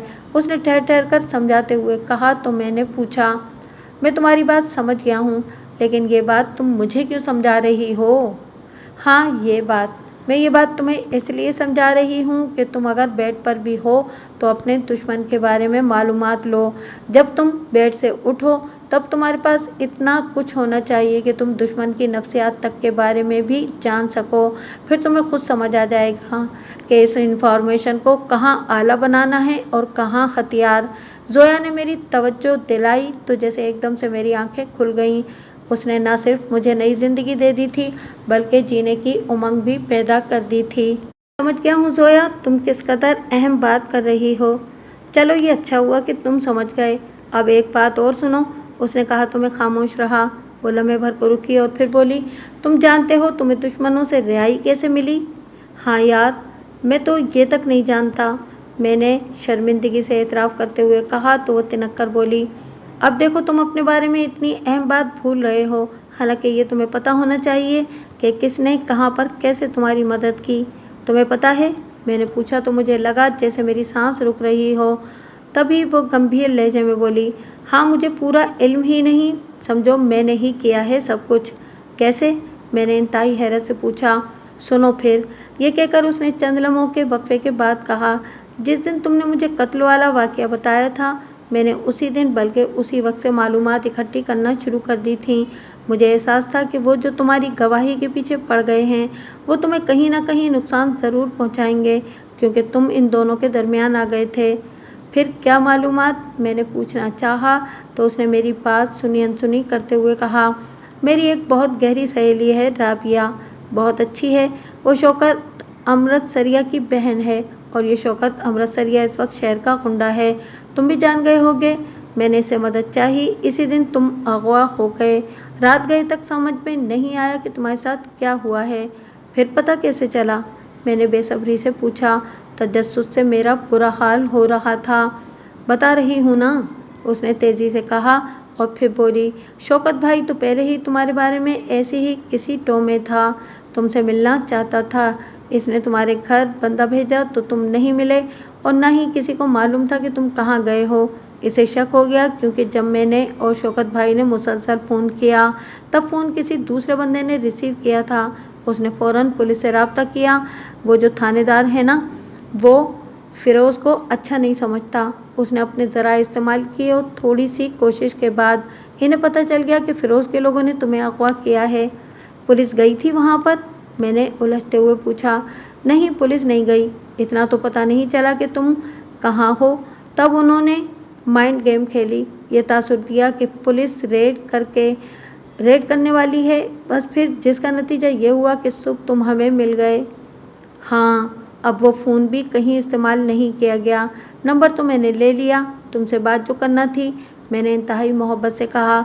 इस वक्त जोया के लिए मेरे दिल में बहुत सारी मोहब्बत उमड़ रही थी। जोया, बस चंद दिन दे दो मुझे, मैं बताऊंगा तुम्हें क्या करना है या मैं क्या कर सकता हूँ, प्लीज़। ओके, मैं यही चाहती थी, उसने मोहब्बत से कहा। हम कुछ देर इधर उधर की बातें करते रहे और फिर कॉल ख़त्म करके सो गए। 2 माह तक मैं घर से बहुत कम निकला। 1 माह बेड पर रहा, फिर खुद को बहाल करने में वक्त लगा और बिल्कुल ठीक होने में इतना अरसा लग गया। मैं जितना अरसा भी घर रहा, कातिल या मकतूल पार्टी में से किसी ने कोई राब्ता नहीं किया। शायद इन्हें मेरी ज़रूरत नहीं रही थी। जोया हमवक्त फ़ोन और लैपटॉप के ज़रिए मेरे साथ जुड़ी रहती। अगरचे मेरी और उसकी मुलाकात नहीं हो सकी थी, लेकिन मुझे यही लगता था कि जैसे हम कभी जुदा हुए ही नहीं थे। वो मेरा हौसला बनी रही। सबसे पहले मैंने एक जदीद तरीन सेल फ़ोन लिया, फिर मैं था या मेरा लैपटॉप था। ऐसा नहीं था कि मैं घर में पड़ा बिल्कुल तन्हा हो गया था या मेरा किसी से कोई राब्ता नहीं रहा था, बल्कि राब्ते बढ़ाने के लिए ही मैंने ये तन्हाई इख्तियार की थी। शौकत अमृतसरिया से मेरी दोस्ती हो गई थी। जहाँ मैंने अपने पुराने दोस्तों से राब्ता किया, वहाँ अपने इन 2 क्लास फेलोज से भी राब्ता किया जो मेरे बहुत करीबी दोस्त रहे थे। मैंने इन्हें पूरी रूदात सुनाई तो इन्हें बहुत अफसोस हुआ। वो सब मेरी मदद करना चाहते थे, लेकिन कैसे? हम सब ने मिलकर एक प्लान बनाया जिसका बुनियादी ख्याल जोया ने दिया था। एक प्लान तय करके हमने चंद दिन में ही इस पर काम शुरू कर दिया था। मेरे दोस्तों ने मेरी भरपूर मदद की। हम इस प्लान को हकीकत में बदलने के लिए दिन रात लग गए। मज़ीद 2 माह के सब्र आज़मा इंतज़ार और मेहनत के बाद हमें जो पहली कामयाबी मिली वो बड़ी हौसलामंद थी। जहां हमें खुशी हो रही थी, वहां हमारे लिए इतना ही बड़ा रिस्क भी था। मैंने अपनी दाढ़ी के साथ मूछें भी बढ़ा ली थीं। मेरा वज़न भी बढ़ गया था। जिसने चंद माह पहले मुझे देखा था वो फ़ौरन मुझे नहीं पहचान सकता था। मैं एकदम से बदल गया था। सबसे पहले मैंने ये मालूम किया कि आखिर ये सारी कहानी थी क्या, जिसकी वजह से एक आदमी मेरे सामने कत्ल हो गया था। हुआ ये था कि जो शख्स कत्ल हुआ था उसका नाम फैसल था। उसका ताल्लुक एक ऐसे ख़ानदान से था जो इलाके में कोई अच्छी शोहरत नहीं रखता था, लेकिन फिर भी वो सियासी हैसियत रखते थे। यूनिवर्सिटी में उसकी मुलाकात इल्मास से हुई। दोनों मुख्तलिफ डिपार्टमेंट से थे, लेकिन वो कहते हैं ना कि दिल को दिल से राह होती है। दोनों में शनासाई के साथ प्यार बढ़ा और बात मोहब्बत तक जा पहुंची, यहाँ तक कि दोनों ने शादी करने का फैसला कर लिया। अब ये सब ख्वाब था या जवानी का जोश ही कहा जा सकता था। तालीम ख़त्म करने के बाद इनकी मुलाकातें इंतहाई कम हो गईं, लेकिन राब्ता इंतहाई कुर्बत में बदल गया। इल्मास को एहसास तो था کہ उसकी शादी अपने ख़ानदान से बाहर नहीं हो सकती, लेकिन फिर भी उसने किस्मत आजमाई का फैसला कर लिया। एक दिन उसने अपनी वालिदा से अपने दिल की बात कह दी। उसने अपनी ख्वाहिश का इजहार क्या किया कि घर में भूचाल आ गया। उसकी ख्वाहिश को ख़ानदान की इज्जत की पामाली के साथ साथ ख़ानदानी रवायात से बगावत समझा गया। घर में आने वाला ये ज़लज़ला चंद दिन तक रहा, फिर एकदम से खामोशी छा गई। इल्मास को बहुत अफसोस था कि वो अपनी मोहब्बत को न पा सकेगी। इसका राब्ता फैसल के साथ बदस्तूर रहा। फैसल के वालिदैन को इस शादी पर कोई एतराज़ नहीं था। दोनों दिन रात यही सोचते रहते कि इनका मिलन कैसे हो सकता है। फिर एक दिन धमाका हो गया। इल्मास के वालिदैन ने बताया कि इसकी मंगनी फिरोज शाह से की जा रही है। इतला और मंगनी की तकरीब में कोई इतना ज़्यादा वक्त नहीं था, सो इसकी मंगनी फिरोज से कर दी गई। इल्मास को इस मंगनी पर बहुत दुख था। एक तरफ उसकी ज़िंदगी से फैसल निकल गया था तो दूसरी तरफ इसे फिरोज ज़रा भी पसंद नहीं था। भले वो ख़ानदान का लड़का था, लेकिन वो किसी जुराइम पेशा और गुंडे के साथ शादी नहीं करना चाहती थी। इसके नज़दीक फिरोज में जो सबसे बड़ी बुराई थी कि वो ये कि उसको औरत की कमज़ोरी लाहक थी। अगर कोई औरत उसे पसंद आ जाती तो उसे हासिल करने के लिए वो कुछ भी करता था। इसका कोई एतबार नहीं था कि वो शादी के बाद फिर दूसरी तीसरी शादी नहीं करेगा या कोई गर्लफ्रेंड नहीं रखेगा या औरतों के शिकारीपन से बाज आ जाएगा। इसलिए मंगनी हो जाने के बावजूद भी इसका राब्ता फैसल से रहा, यहाँ तक कि उन्होंने कोर्ट मैरिज करने का फैसला कर लिया। कत्ल होने से पहले फैसल और इल्मास की एक रेस्टोरेंट में मुलाकात हुई थी। उन्होंने प्लान किया था कि इस शहर से निकल जाएंगे, दूसरे शहर में जाकर कोर्ट मैरिज करेंगे, वहीं रहेंगे। जब माहौल साजगार हो जाएगा तो वापस आ जाएंगे। इस रात इन दोनों का निकल जाने का मंसूबा था, जो इल्मास की वजह से पकड़ा गया। घर वालों को शक हो गया था। उन्होंने निगाह रखी और फैसल से फ़ोन पर बातें करते हुए उससे सुन लिया। फिर मैसेज के ज़रिए उसके बारे में पता किया गया कि वो कहाँ है। फैसल इस वक्त बाज़ार में कुछ ख़रीदारी के लिए आया हुआ था। फिरोज़ अपने साथियों के साथ वहाँ जा पहुँचा और उसने फैसल को कत्ल कर दिया। इस कहानी की तलाश में हमें बड़ी मेहनत करना पड़ी, क्योंकि जोया और मैंने जो मंसूबा बनाया था, इसमें सबसे पहले इल्मास की खोज की गई। हमें से किसी ने भी इसे नहीं देखा हुआ था। पहली बात तो ये थी कि क्या वो सोशल मीडिया पर कहीं थी। अगर थी तो वो असल में वही इल्मास होगी जिसे हम तलाश कर रहे थे। तकरीबन एक हफ्ते की तलाश के बाद इल्मास का पता चल गया। जोया के सोशल मीडिया पर एक दोस्त इल्मास की सहेली निकली और फिर इससे आगे राब्ता आसान हो गया। जोया और इल्मास दोनों सहेलियां बन गईं और फिर सोशल मीडिया से बात निकलकर फ़ोन पर आ गई। जोया ने इसे मेरे बारे में बताया। इल्मास को जैसे ही मालूम हुआ कि फैसल मेरे सामने कत्ल हुआ था, वो मेरे साथ राब्ते के लिए इंतहाई बेचैन हो गई। तब उसने सारी कहानी बिनौन बता दी थी। मैंने इसे मिलने का इंदिया दे दिया। वो जब भी तैयार हो मैं इससे मिल लूँगा। अगली दोपहर मैं थम्मी पेंटर के पास जा पहुँचा। इसकी दुकान से वही मखसूस बू आ रही थी। मुझे देखकर उसका चेहरा खिल गया। अरे आओ सज्जन, मुझे तो लगता था तुम मुझे भूल गए हो, उसने खुशी से मुसाफा करते हुए कहा। फिर जल्दी से अपने कान में उड़ती हुई सिगरेट निकालकर सुलगाने लगा। मैंने उसके पास बैठते हुए कहा, मैं तुम्हें कहाँ भूल सकता हूँ, पर यार तेरे साथ इस फिरोज़ ने अच्छा नहीं किया। कोई नहीं, वक्त इसके साथ भी बुरा करेगा, उसने धुआं फिजा में छोड़ते हुए कहा। फिर मेरी तरफ गौर से देखते हुए बोला, ये दाढ़ी मुझे तुम पर अच्छी लग रही हैं, जैसे कोई संजीदा सा बंदा है। हाँ ना, मैंने चेहरे पर हाथ फेरते हुए कहा। इन्हीं लम्हात में मेरा सेल फोन बज उठा। मैंने फ़ोन निकालकर स्क्रीन पर देखा तो वो जोया का था। मैंने कॉल रिसीव करते हुए कहा, हाँ बोलो। इल्मास तैयार है, उसने पुरजोश लहजे में कहा। डन हो गया, मैंने कहा तो वो मुझे जगह के बारे में बताने लगी। मेरी और इल्मास की मुलाकात का वक्त तय हो गया था। ये सब मैंने शौकत अमृतसरिया से मशवरे के बाद किया था। हमारी ये मुलाकात जोया की एक सहेली के घर होना थी। जैसे ही इल्मास वहाँ पहुँची, जोया ने मुझे बता दिया कि मैं आ जाऊँ। मैं भी वहाँ पहुँच गया। कुछ ही देर बाद हम आमने सामने बैठे हुए थे। इल्मास रो रही थी। उसने अश्कों में भीगे हुए लहजे में पूछा, आपके सामने फैसल को कत्ल किया गया, लेकिन फिर भी फिरोज़ आज़ाद घूम फिर रहा है। कितना बड़ा जुल्म है। अब ये देखें ऐसा क्यों है, आप तो सब समझती हैं।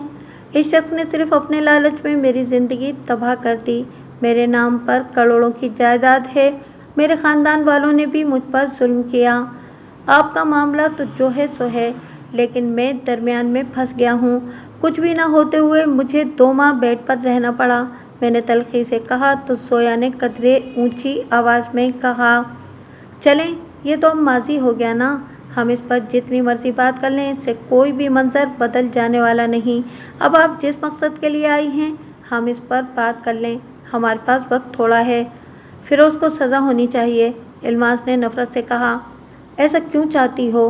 मैंने मोहतात लहजे में कहा तो उसने इंतहाई दुख से कहा, इस तरह मेरी उससे जान छूट जाएगी और मुझे शादी नहीं करना पड़ेगी।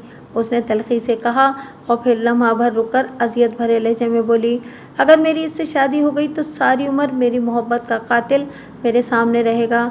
मैं कैसे जी पाऊंगी? जहाँ तक मुझे इल्म है, तुम्हारी शादी के लिए पूरा ख़ानदान मुत्तफ़िक है। अगर फिरोज़ पकड़ा गया तो फिर ख़ानदान के किसी दूसरे लड़के से। मैंने कहना चाहा तो वह एक अज़म से बोली, ऐसा नहीं होगा। 2 लड़के हैं लेकिन मुझसे बहुत छोटे हैं और फिर मैं खुद ऐसा नहीं होने दूंगी। ठीक है, मैं तुम्हारे साथ हूँ। मुझे बताओ कि मैं तुम्हारे लिए क्या कर सकता हूँ। मैंने इंतहाई संजीदगी से कहा। फैसल के भाई फ़खरू से राब्ता करो, उनसे मिलो। अगर आपको गवाही भी देना पड़ती है तो दो, मैं हर तरह से साथ दूंगी। उसने हतमी लहजे में कहा, फिर मेरी तरफ देख कर बोली, मैं जानती हूँ कि आपकी माली हालत इतनी अच्छी नहीं है। मैं 25 लाख रुपए साथ लाई हूँ, वो ले लो। इतनी रकम क्यों? मैंने बेसाख्ता पूछा। इसलिए कि आपको पैसों की ज़रूरत पड़ेगी। दूसरा ये मेरी तरफ से आपको एतमाद दिलाने की एक कोशिश है। मैं जानता हूँ किसी भी काम के लिए रकम की ज़रूरत होती है, लेकिन बात सिर्फ रकम से नहीं बनेगी। तुम्हें भी हमारा भरपूर साथ देना होगा। मैंने वाज़ेह तौर पर कह दिया। मैं हर तरह से साथ दूंगी। मुझे अपना ख़ानदान भी छोड़ना पड़ा तो छोड़ दूंगी। बस इतना ख्याल रहे कि अगर मैंने एक बार अपना ख़ानदान छोड़ दिया तो फिर मैं वापस नहीं जाना चाहूँगी और न जा पाऊँगी। उसने वजाहत करते हुए कहा, मैं समझता हूँ, मैं कुछ ऐसा करता हूँ कि जिससे हम अपना मकसद हासिल कर लें। मैंने इसे हौसला देते हुए कहा। इसके बाद हम कुछ देर मज़ीद बातचीत करते रहे। इल्मास के पास इतना ज़्यादा वक्त नहीं था। मज़ीद सारी बातें फ़ोन पर करने का कहकर वो चल दी। जोया, हमने एक मरहला तय कर लिया है, मैंने उसके चेहरे पर देखते हुए कहा। मैं समझ सकती हूँ, उसने इस बात में सर हिलाते हुए कहा तो हम दोनों के चेहरों पर मुस्कुराहट फैल गई। फिरोज शाह की एक कमज़ोरी से हम बहुत ज़्यादा फ़ायदा उठा सकते थे। मेरा दोस्त माजिद फेसबुक पर कई नामों से मौजूद था। इनमें लड़कियों के नाम से भी फेक आईडी थी। इसने शुरुआत तो यूं ही शुगल में की थी। ये उन दिनों की बात है जब हम हॉस्टल में रहते थे। वो पहले फेसबुक पर दोस्ती करता, सामने से लड़के का यही तकाजा होता था कि वो बात करे। वो लड़की की आवाज़ निकालकर घंटों लड़कों के साथ बात करता रहता। उसके कई आशिक थे जिनसे वो अक्सर तोहफे तोहफ़े मंगवाता रहता। फ़ोन रिचार्ज करने के लिए कार्ड्स नंबर्स उसके पास बेतहाशा होते थे। हमें जब भी ज़रूरत होती वो हमें दे देता था। धीरे धीरे वो उगता गया। वो इन सबको वक्त नहीं दे पाता था। उसने चंद मखसूस लोग चुन लिए और इन्हीं से पैसे ऐंठता रहता था। वो लोगों की नफ्सियात समझ गया था। उसने गर्ल्स हॉस्टल के क्लर्क से तय कर लिया था, जो इस मखसूस नाम फरहीन असगर से तोहफा आता उसे मिल जाता, जिसके एवज वो इसे कुछ न कुछ नवाजता रहता था। माजिद इस खेल में बहुत आगे तक निकल गया था। उसने ये टास्क ले लिया कि वो फिरोज़ को पटाएगा। जब वो पट जाएगा तो सोचेंगे कि इसके साथ क्या करना है। जिस दिन मेरी इल्मास के साथ मुलाकात तय थी, उसी दिन मुझे माजिद की कॉल मिली। ओए, वो मिन्नतें कर रहा है फरहीन असगर से मिलने के लिए। ये बात मैंने खुशी से कहा। अब एक अदद लड़की कहाँ से लाएं? उसने तशवीश से पूछा। इसका भी बंदोबस्त कर लेंगे, लेकिन उसे 2 दिन के लिए टालो अभी, मैंने उससे कहा, क्योंकि मैं अभी उसे बताना नहीं चाहता था कि इस प्लान में असल लड़की कौन होगी। वो तो टाल दूंगा, लेकिन आगे का बताओ तो सही, क्या प्लान है? सिर्फ 2 दिन मुझे दे दो, उसको टालते रहो ताकि मैं किसी लड़की का बंदोबस्त कर लूँ, मैंने उसे कहा। तो वो बोला, ओके, जब बंदोबस्त हो जाए तो मुझे बता देना। बस आजकल मैं कर ले, वो बड़ा उतावला हो रहा है। मुझे वो पासवर्ड दो जिससे तुम फरहीन असगर बनकर बात करते हो, ताकि मैं सब जान लूँ और आगे संभाल लूँ। अभी लो, उसने कहा और पासवर्ड मुझे भेज दिया। अगले दिन मैंने जोया को माजिद के बारे में बताया। ये तो कोई मसला ही नहीं है। मेरे हलके में 2-3 लड़कियां ऐसी हैं, वो पैसे के लिए कुछ भी कर सकती हैं, लेकिन मैं कोई लड़की इस मकसद के लिए पैसों के बलबूते पर नहीं लेना चाहती। क्यों? मतलब फिर? मैंने हैरत से पूछा। वो सब मैं खुद कर लूँगी, उसने इत्मीनान से कहा। क्या करोगी तुम? मैंने पूछा। वही जो हम सब में तय है। तुम अपना काम करो, मैं संभाल लूँगी। तुम मुझे वो पासवर्ड दो। दूसरे दिन की शाम मुझे जोया ने बताया कि सब कुछ डन हो गया है। कल असल में जोया ही फरहीन असगर के रूप में फिरोज शाह से मुलाकात करेगी। मेरे अंदर एकदम से जोश भर गया। वो रात मेरे लिए बड़ी मसरूफ़ रात थी। वो बड़ी रोशन सुबह थी। फरहीन असगर ने रात ही सब कुछ समझ लिया था और इस वक्त वो घर से निकलकर इस कार में बैठ चुकी थी जो मैंने इसे मुहैया की थी। इसे एक बड़े और अमीर घर की लड़की की अदाकारी करना थी। वो मेरे करीब से गुजरकर इस पार्क की जानिब बढ़ गई जहां उसे फिरोज शाह से मिलना था। मैं दूसरी कार में उसके पीछे पीछे चल पड़ा। यूं फरहीन असगर को भी हौसला था कि मैं उसके साथ हूँ। वो सुबह और दोपहर का दरमियानी वक्त था। पार्क में इतनी गहमा गहमी नहीं थी। उसने पार्किंग में कार खड़ी की और बड़ी अदा और नखरे के साथ इधर उधर देखा, फिर पार्क के अंदर जाने के लिए चल दी। प्लान यही था कि वो पार्क के अंदर जाएगी और वहां जाकर फ़ोन पर राब्ता करेगी। अगरचे उसने तस्वीरों में फिरोज शाह को देखा हुआ था, लेकिन फिर भी उसे पहली बार मिलना था, इसलिए अजनबियों की तरह वहां रहेगी। मैंने फिरोज शाह को देखा हुआ था, इसलिए मैं इसे फ़ोन पर बताऊंगा कि वो कौन है। तभी वो इसके साथ चंद मिनट तक अजनबियों वाला रवैया रखेगी और फिर शहनासा बनकर उसके साथ बातें करेगी। मैं कार से निकलकर पार्क में जा चुका था। मैंने स्याह चश्मा लगाया हुआ था। मैं देख रहा था कि फिरोज शाह कहाँ हो सकता है। मैं इधर उधर देखता हुआ आगे बढ़ता गया। वो एक बेंच पर यूं बैठा हुआ था जैसे घात लगाकर कोई शिकारी बैठा हो। बिलाशुबा उसने फरहीन असगर को देख लिया था, इसलिए कान से फ़ोन लगाए हुए था। वो भी फ़ोन सुनकर इधर उधर देख रही थी। चंद लम्हों बाद उसने फ़ोन कान से हटाया तो मैंने कॉल करके उसे बता दिया कि फिरोज शाह कहाँ बैठा है। वो उठकर फरहीन असगर की जानिब बढ़ रहा था। अगले 2 मिनट में वो आपस में मिल गए और बातें करने लगे। मैं वापस पार्किंग की जानिब बढ़ा और अपनी कार में बैठ गया। मुझे वहाँ बैठे हुए चंद मिनट इंतज़ार करना पड़ा। फिरोज शाह और फरहीन असगर दोनों बाहर आ गए थे। वो 1-2 मिनट वहाँ खड़े बहस करते रहे, फिर दोनों ही एक 4 व्हील की जानिब बढ़ गए। बिलाशुबा वो फिरोज शाह की थी। वो दोनों पिछली नशिस्त पर बैठ गए। ड्राइविंग सीट पर ड्राइवर था। इसी लम्हे मैंने मकतूल फैसल के भाई फ़खरू को फ़ोन कर दिया, जो मेरे फ़ोन के ही इंतज़ार में था। वो मेरे साथ मुसलसल राब्ते में था।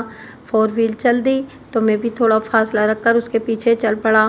4 व्हील शहर से बाहर निकल गई। आबादी ख़त्म हो गई और सड़क के दोनों जानिब फसलें दिखाई दे रही थीं। मेरे अंदर जहाँ बेचैनी बढ़ रही थी, वहाँ जोश इंतकाम में इजाफा हो रहा था। मेरा दुश्मन मेरे सामने था और कुछ ही देर बाद मैं उसे अपने शिकंजे में लेना चाहता था, लेकिन मेरा दिल ज़्यादा इसलिए धड़क रहा था कि जोया उसके साथ थी। हमने बहुत बड़ा रिस्क लिया था।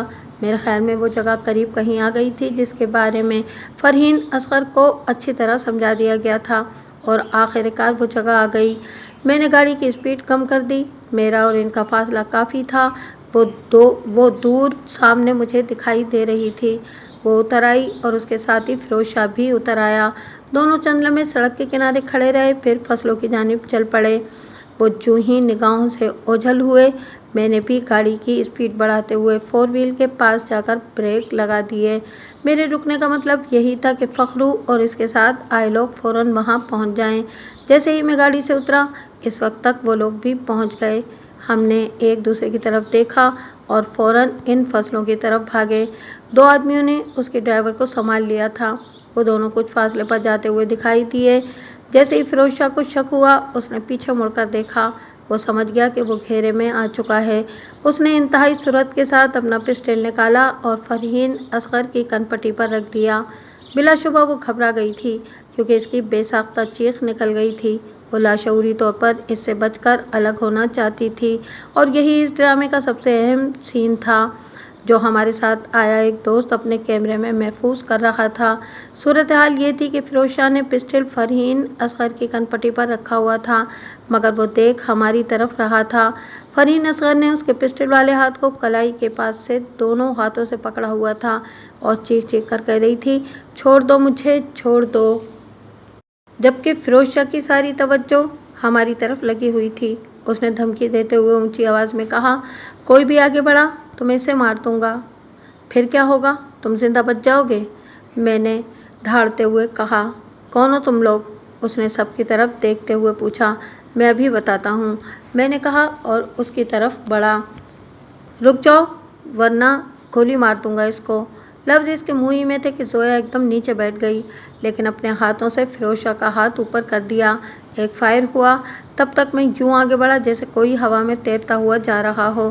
میں نے آگے پہنچتے ہی زویا کو اپنے حصار میں لے لیا۔ جب تک وہ اپنا ہاتھ سیدھا کر کے فائر کرتا، باقی لوگ اس تک پہنچ گئے۔ انہوں نے اسے پکڑ لیا اور پھر لاتوں، گھونسوں اور مکوں پر رکھ لیا۔ اگلے چند منٹ میں وہ بے حال ہو گیا۔ تبھی میں نے فیروز شاہ کو گریبان سے پکڑ کر اٹھایا اور کہا، مجھے پہچانا؟ میں کون ہوں؟ کون ہو تم؟ اس نے مجھے گھورتے ہوئے پوچھا۔ وہی جس سے تم لوگ گواہی نہ دینے کا کہہ رہے تھے، وہی جسے تمہارے کہنے پر تمہارے بندوں نے ڈیرے پہ لے جا کر مارا تھا، یاد ہے؟ میں نے انتہائی نفرت سے کہا تو اس کے چہرے کا رنگ اڑ گیا۔ پھر ایک دم سے وہ خود پر قابو پا کر بولا، تم بہت پچھتاؤ گے، تمہیں چھوڑ کر غلطی کی میں نے، لیکن اب جو تم نے کیا وہ قابل برداشت نہیں۔ تم میری منگیتر کو اغوا کر کے لے جا رہے تھے۔ میں نے دھاڑتے ہوئے کہا تو اس کی حیرت سے آنکھیں باہر آ گئیں۔ وہ سمجھ گیا کہ اب وہ پھنس چکا ہے۔ وہ میرے سامنے سر جھکائے بیٹھا تھا۔ میں نے اسے بالوں سے پکڑا اور سر اوپر کر کے پوچھا، اب میں تم سے بدلہ لے سکتا ہوں نا؟ جو چاہے کر سکتا ہوں تمہارے ساتھ، بولو۔ ہاں کر سکتے ہو، اس نے مردہ سی آواز میں کہا، لیکن میں کچھ نہیں کہوں گا۔ ان کے حوالے کر رہا ہوں جن کا بھائی تم نے میرے سامنے قتل کیا تھا۔ میں نے نفرت سے کہا تو وہ یوں زمین پر گر گیا جیسے ابھی اس کی موت واقع ہو گئی ہو۔ میں نے کیمرے والے کو اشارہ کیا اور کیمرہ بند کر دیا گیا۔ زیادہ وقت نہیں گزرا تھا، انسپکٹر ظاہر شاہ اپنی نفری کے ساتھ وہاں پہنچ گیا۔ اسے میں نے کال کر دی تھی۔ میں اغوا کے پرچے کے لیے تھانے میں موجود تھا۔ پھر سے وہی ماحول بن گیا تھا۔ ایک طرف فیروز شاہ اور اس کے خاندان والے موجود تھے، دوسری طرف فخرو اور اس کے لوگ۔ ابھی تک خدا بخش نہیں آیا تھا جس کا داماد فیروز شاہ نے بننا تھا۔ ظاہر شاہ کو کئی فون آ چکے تھے کہ خدا بخش کا انتظار کیا جائے۔ کچھ دیر تک وہ نہیں آیا تو ظاہر شاہ نے FIR درج کر دی۔ میں جانتا تھا کہ اب عدالتی جنگ سامنے ہے، وہاں پیسہ پانی کے مانند بہے گا۔ میں نے کوئی اتنی بڑی کامیابی حاصل نہیں کی تھی، لیکن میری فخرو کے ساتھ تفصیل سے بات ہو گئی تھی۔ میں نے اسے سمجھا دیا تھا کہ مجھے کیا کرنا ہے، اس لیے وہ مطمئن تھا۔ وہ رات میرے لیے بڑی اہم تھی۔ میں جو کھیل کھیل رہا تھا اس کا سارا دار و مدار اسی رات پر تھا۔ میں خدا بخش کے بنگلے سے تھوڑی دور کھڑا تھا۔ الماس میرے رابطے میں تھی، وہ کسی بھی وقت گھر سے نکل کر مجھ تک پہنچنے والی تھی۔ ایک ایک پل مجھ پر بھاری تھا۔ یہاں اگر کسی کو بھنک بھی مل گئی کہ میں کس مقصد کے لیے یہاں پر موجود ہوں تو مجھے یوں قتل کیا جا سکتا تھا کہ میرا کسی کو پتہ بھی نہ چلے۔ اس وقت صرف جوش انتقام تھا جو نہ صرف مجھے وہاں تک لایا تھا بلکہ میں وہ سب کچھ کر گزرنے کو تیار تھا جو میں نے اور زویا نے سوچا تھا۔ میں اس رستے پر بالکل الرٹ کھڑا تھا جہاں سے الماس نے آنا تھا۔ انہی لمحات میں اچانک کار پر دستک ہوئی تو میں چونک اٹھا۔ میرے بائیں جانب ایک ہیولا سا کھڑا تھا۔ میں نے غور سے دیکھا تو الماس نے اپنے چہرے سے چادر ہٹا دی۔ میں نے جلدی سے دروازہ کھولا تو وہ پچھلی سیٹ پر آ کر بیٹھ گئی۔ میں نے کار بھگا دی۔ زویا ہماری منتظر تھی۔ میں نے اسے ساتھ لیا اور انہیں ایک سہیلی کے گھر چھوڑا جس کے بارے میں کسی کو گمان بھی نہیں تھا کہ الماس وہاں ہو سکتی ہے۔ انہیں چھوڑ کر میں گھر واپس آ گیا۔ وہ رات سکون سے گزر گئی۔ اسی دن عدالت میں فیصل کے قتل کی پیشی تھی۔ میں فیصلہ کر چکا تھا کہ گواہی دوں گا۔ اس بارے میں فخرو سے بھی بات ہو گئی تھی جس نے وکیل کے ساتھ ساری تفصیلات طے کر لی تھیں۔ صبح ہوتے ہی میرے اندر بے چینی شروع ہو گئی۔ میں کبھی عدالت نہیں گیا تھا اور نہ ہی کبھی ایسے کسی معاملے میں پڑا تھا۔ میں جانتا تھا کہ اس میں طویل عرصہ لگے گا، مگر میں اس کے لیے خود کو تیار کر چکا تھا۔ صبح 10 بجے کے قریب فخرو اپنی گاڑی لے کر میرے گھر کے سامنے آ گیا۔ میں اس کے ساتھ بیٹھ کر अदालत चला गया। मैं वहीं अदालत में था और अभी पेश नहीं हुआ था कि धम्मी पेंटर का भाई अल्ताफ एएसआई अचानक मेरे सामने नमूदार हुआ, जैसे ज़मीन से उगाया हो। वो धीमी सी मुस्कुराहट के साथ मुझसे मिला। कुछ देर बातों के बाद बोला, ज़फ़र, मुझे एक बात करनी है। बोल, मैंने इख्तिसार से कहा तो वो एक जानिब इशारा करते हुए बोला, यहाँ नहीं, वो उधर बैठते हैं, चाय की प्याली भी हो जाए। चल, मैंने कहा और इस तरफ चल दिया। हम दोनों पड़ी एक लकड़ी की बेंच पर बैठ गए। चाय आने तक वो इधर उधर की बातें करता रहा। छोटा जब चाय की प्यालियां हमारे सामने रख गया तो वो बड़े मोहतात लहजे में बोला, देख ज़फ़र, तू मुझे अपना भाई समझ।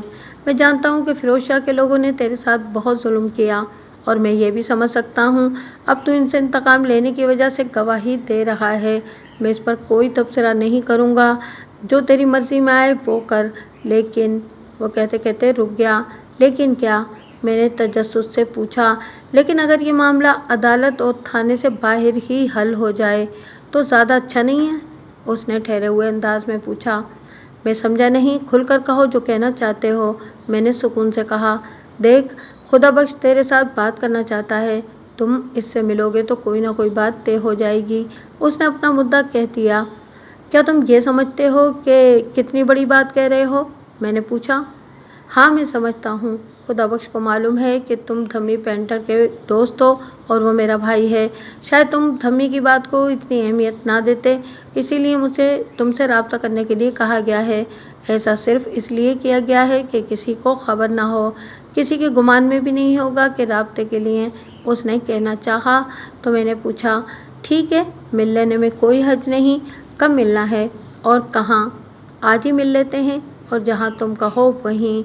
अल्ताफ ने जोश भरे लहजे में कहा तो मुझे जगह बताने में एक लम्हा भी नहीं लगा, क्योंकि मैं पहले ही ऐसा सोच चुका था। तभी मैंने कहा, हवेली पीर मरातिब अली शाह, वहीं शाह साहब के सामने बात होगी। ठीक है, मैं अभी खुदा बख्श से बात करके बताता हूँ, उसने कहा और उठ गया। मैं उसे जाते हुए देखता रहा। मैंने वहीं बैठे बैठे जोया को कॉल मिलाई और उससे पूछा, हाँ जी, कैसी गुजर रही है? बहुत अच्छी। हम सारी रात गप्पे लगाते रहे, अभी बेदार हुई हैं और नाश्ता करने की तैयारी करने लगी हैं, उसने रसान से बताया। मैं अदालत में हूँ, मैंने उसे बताया। विश यू गुड लक, उसने कहा और मैंने फ़ोन बंद कर दिया। जोया को फ़ोन करने का मेरा मकसद सिर्फ यही था कि अलमास के बारे में जान सकूं कि वो कैसा रवैया रखे हुए है। मुझे इत्मीनान हो गया। हम दोपहर तक अदालत में रहे, लेकिन हमें बुलावा नहीं मिला। दोपहर के बाद हमें पेशी मिल गई। जैसे ही पेशी मिलने की इत्तला मिली थी तभी मैंने फ़खरू से कहा, भाई आए ज़रा, मुझे आपसे बात करनी है। चलो, उसने कहा और हम तन्हाई में आ गए। वहाँ आकर मैंने अल्ताफ़ के ज़रिए आने वाली पेशकश के बारे में उसे बता दिया। और तुम इससे मिलना चाहते हो? उसने पूछा। हाँ ना, मैंने कह दिया तो वो उलझते हुए बोला, मुझे तुम्हारी सोच की समझ नहीं आ रही। आखिर तुम करना क्या चाहते हो? आप फिक्र ना करें, वो कहते हैं ना कि सांप भी मर जाए और लाठी भी ना टूटे, वही करना चाहता हूँ। देख लो, मैं तुम्हें यकीन दिलाता हूँ कि मुझे तुम पर एतबार है, उसने धीमे से लहजे में कहा। बस आपने बंदे तैयार रखने हैं। हमें उसी डेरे पर जाना है जहाँ उन्होंने मुझे ले जाकर मारा था। मैं इन्हें बख्शने वाला नहीं हूँ। मैं दांत पीसते हुए बोला तो वो हंसते हुए बोले, बंदे बहुत, जितने तुम कहो। ठीक है, करता हूँ मैं राब्ता, मैंने कहा और हम दोनों कार की तरफ बढ़ गए। हम अभी रास्ते ही में थे कि अल्ताफ़ की कॉल आ गई। मैंने कॉल रिसीव करके स्पीकर ऑन कर दिया। हाँ बोल, मैंने कहा। वो खुदाबख्श तैयार है, उसने पीर साहब से बात भी कर ली है। तुम अदालत से कब निकलोगे? वो चाहते हैं कि अभी मुलाकात हो जाए, उसने तेज़ी से पूछा। मैं अदालत से निकल आया हूँ, कहो तो अभी पीर साहब की हवेली चला जाता हूँ, मैंने बड़े सुकून से पूछा। एक मिनट, उसने कहा और फिर किसी से पूछा। चंद लम्हों बाद उसने कहा कि ठीक है, आ जाओ, खुदाबख्श उधर ही पहुंच रहा है। पीर साहब को बता दें मैं वहां पहुंच रहा हूं, मैंने कहा और फ़ोन बंद कर दिया। मैंने फ़खरू की तरफ देखा, उसके चेहरे पर गहरी संजीदगी थी। वो पीर मरातिब अली शाह का ख़ास कमरा था। वो अपनी नशिस्त ख़ास पर बैठे हुए थे। खुदाबख्श मेरे सामने बैठा हुआ था। कमरे में हम तीनों थे। हाँ भाई खुदाबख्श, करो बात जिसके लिए तुमने बरखुरदार ज़फ़र को बुलाया है। क्या कहना चाहते हो? पीर साहब ने बात छेड़ी तो वो इन्हीं की तरफ देखकर नहायत शर्मिंदगी से बोला, शाह साहब, मैं बहुत ही परेशान हो गया हूँ। मुझे नहीं मालूम कि फ़िरोज़ ने ऐसी घटिया हरकत क्यों की। अब सारा ख़ानदान इस पे थू-थू कर रहा है। माशरे में भी इसकी कोई इज़्ज़त नहीं रही। हाँ, ऐसा तो है, उन्होंने जवाब दिया। अगर वो कोई कत्ल करके आ जाता तो मैं इसका भरपूर साथ देता, जैसे कि उसने फ़खरू के भाई को कत्ल किया। ठीक है, अपनी इज़्ज़त पर हर्फ़ आते देखकर कौन बर्दाश्त कर सकता है। उसने कत्ल किया और मैं उसके साथ खड़ा हो गया। उसने जिस लड़की को अगवा किया, आखिर वो भी तो किसी की इज़्ज़त थी। मैं एकदम से बोला तो इन दोनों ने मुझे चौंक कर देखा। मैं कहता चला गया, जिस लड़की को उसने अगवा किया है वो मेरी मंगेतर है। क्या? दोनों ने इंतहाई हैरत से बेसाख्ता कहा। हाँ जी, अपने अंधे इंतकाम में उसने मेरी इज्जत को उछालने की कोशिश की। तो खुदाबख्श तुम बताओ, अब इसका कत्ल बनता है या नहीं? मैंने नफरत से पूछा तो उसने सर झुका लिया। तभी पीर साहब ने पूछा, हाँ भाई खुदाबख्श बताओ। वो कितनी देर तक सर झुकाए बैठा रहा, फिर मरी हुई आवाज़ में बोला, कत्ल तो बनता है, लेकिन क्या? मैंने हकारत से पूछा। लेकिन यही कि यहाँ मेरी बेटी का मामला है, वो मेरा होने वाला दामाद है। मैं चाहूँगा कि कुछ भी करके मामला अफ़हाम व तफ़हीम से हल हो जाए। उसने शर्मिंदा से लहजे में कहा। तो मैंने दबे दबे जोश से पूछा, अच्छा, तुम्हारी इज़्ज़त तो इज़्ज़त है और दूसरों के लिए अफ़हाम व तफ़हीम? देखो ज़फ़र, जोश में ही सही, फ़िरोज़ से गलती हो गई। उसने फैसल को कत्ल कर दिया। अब क्या हम इस दुश्मनी को लेकर आगे बढ़ेंगे? उसने पूछा। बिल्कुल, मैं तो दुश्मनी बढ़ाऊंगा। तुम्हें बताऊंगा कि किसी को कत्ल कैसे करते हैं। मैंने सख्ती से कहा तो पीर साहब ने मुदाखलत करते हुए नरमी से कहा, देखो हम किसी हल की तरफ जाएं, ये बहस तो बहुत लंबी हो जाएगी। बस मैं तो कहता हूँ कि ज़फ़र बेटा हमें माफ़ कर दे, इसके एवज़ जो चाहे वो ले ले। खुदाबख्श ने मुसालिहाना अंदाज में कहा, मैं फ़िरोज़ का कत्ल चाहता हूँ। मैंने नफ़रत से कह दिया, देखो अगर इज़्ज़त व गैरत का तकाज़ा है तो उसका कत्ल ही बनता है, लेकिन वो मेरी बेटी का दामाद बनने जा रहा है। तो उसने कहना चाहा तो मैं बोला, तुम्हारी बेटी से मैं शादी करूँगा। मेरे यूँ कहने पर उसका खून खोल उठा। उसका चेहरा गुस्से की शिद्दत से सुर्ख हो गया।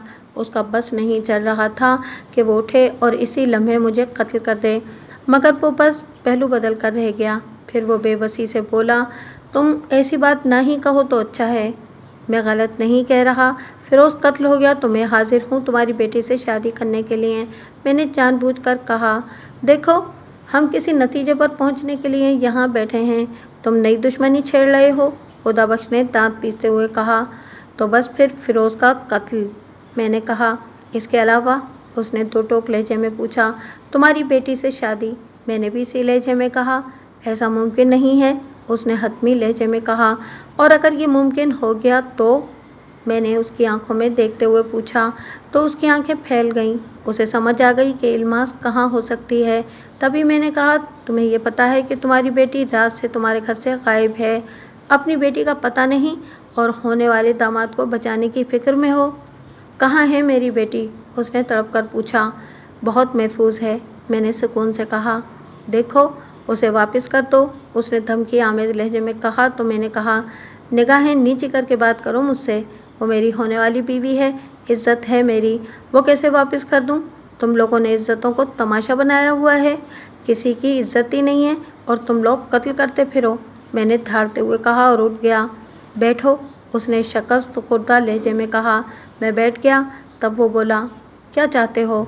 फ़िरोज़ का कत्ल, वो भी तुम्हारे लोग करेंगे।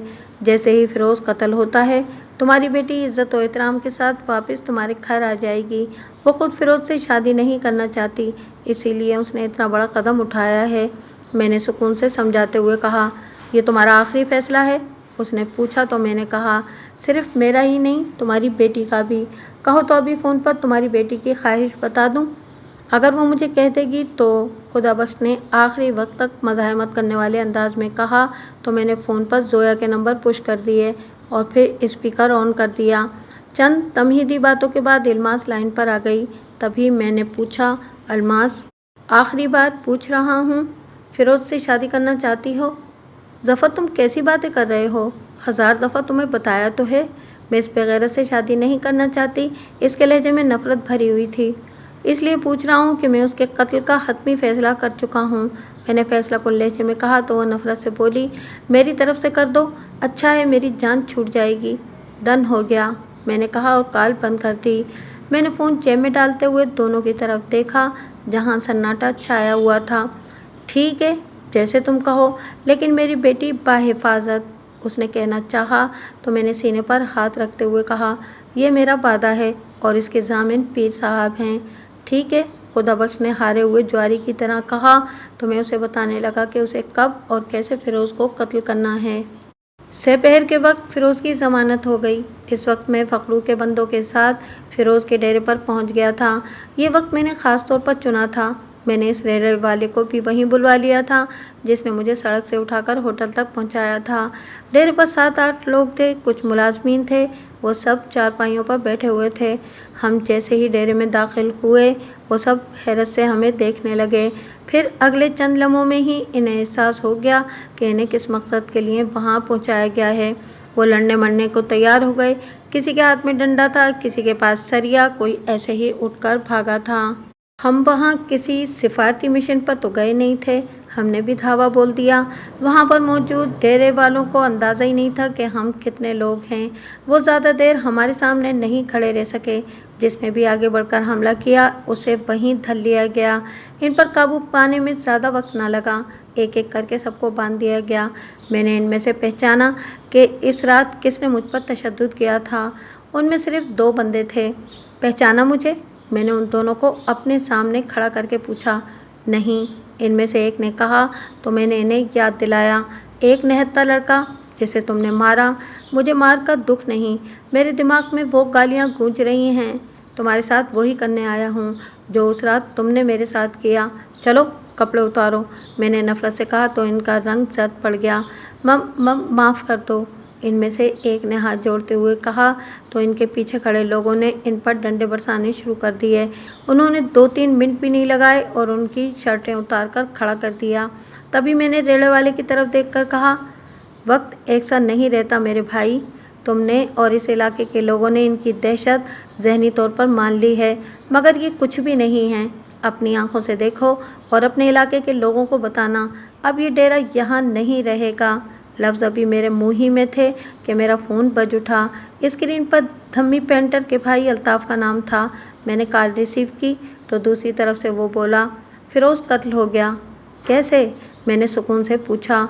वो अदालत से अभी अपने घर के गेट पर पहुंचा ही था कि अंदर से किसी ने एक बस्ट मारा और वो मौके पर ही मर गया। मैं अभी जाए वकुआ पर पहुंचा हूँ। उसने तफसील बताई तो मैंने कॉल बंद करके फ़ोन जेब में डाल लिया। मुझे लगा जैसे इस खबर ने मुझे पुरसुकून कर दिया हो। मैंने सबको वापस चलने का इशारा किया। शाम तक अलमास अपने घर पहुंच चुकी थी। वो खुश थी कि उसकी मोहब्बत का कातिल अपने अंजाम को पहुंच गया था। वो आगे क्या फ़ैसला करती, मुझे इससे कोई गर्ज नहीं थी। अगले दिन का सूरज चमक रहा था। वो सुबह बहुत हल्की फुल्की लग रही थी। मैं छत पर खड़ा अपने मुस्तकबिल के बारे में सोच रहा था कि अचानक जोया की आवाज़ आई, तुम इधर हो? मैंने सारा घर छान मारा। मैंने इसकी तरफ देखा। वो तरोताज़ा चेहरे पर मुस्कुराहट सजाए मेरे करीब आ गई। ये तुम सुबह ही सुबह कहाँ टपक पड़ी हो? अब तुम्हारे घर वाले नहीं रोकते? मैंने मुस्कुराते हुए कहा तो वो रसान से बोली, यही तो कहने आई हूँ। उन्होंने कहा है कि अब चूँकि तुम दोनों हमारी रोक टोक से आज़ाद हो चुके हो, इसलिए हमारी शादी का फ़ैसला जल्द से जल्द कर लिया जाए। शादी का फ़ैसला? मैंने हैरत से पूछा। जी हाँ, और मैं ये पूछने आई हूँ कि कब करें। लेकिन तुम्हें किसने कहा है कि मैं तुमसे शादी करूँगा? मैंने संजीदगी से पूछा तो वह हैरत से बोली, तो फिर किससे करनी है शादी? मैं तो इल्मास से शादी कर रहा हूँ। मैंने इसी संजीदगी से कहा तो एकदम जोश से बोली, इल्मास से शादी? मतलब अब तुम भी कत्ल होना चाहते हो, वो भी मेरे हाथों? क्या तुम मुझे कत्ल करोगी? मैंने गुस्से में पूछा। मैं तुम्हें किसी हथियार से कत्ल नहीं करूँगी, बल्कि दोनों हाथों से गला दबा के मारूंगी। तुम सोच सकती हो कि मैं तुम्हारे अलावा किसी दूसरे से करूँगा? बकवास बंद करो। ये कहते हुए वो हंस पड़ी और मैं एकदम सुकून की वादियों में उतर गया।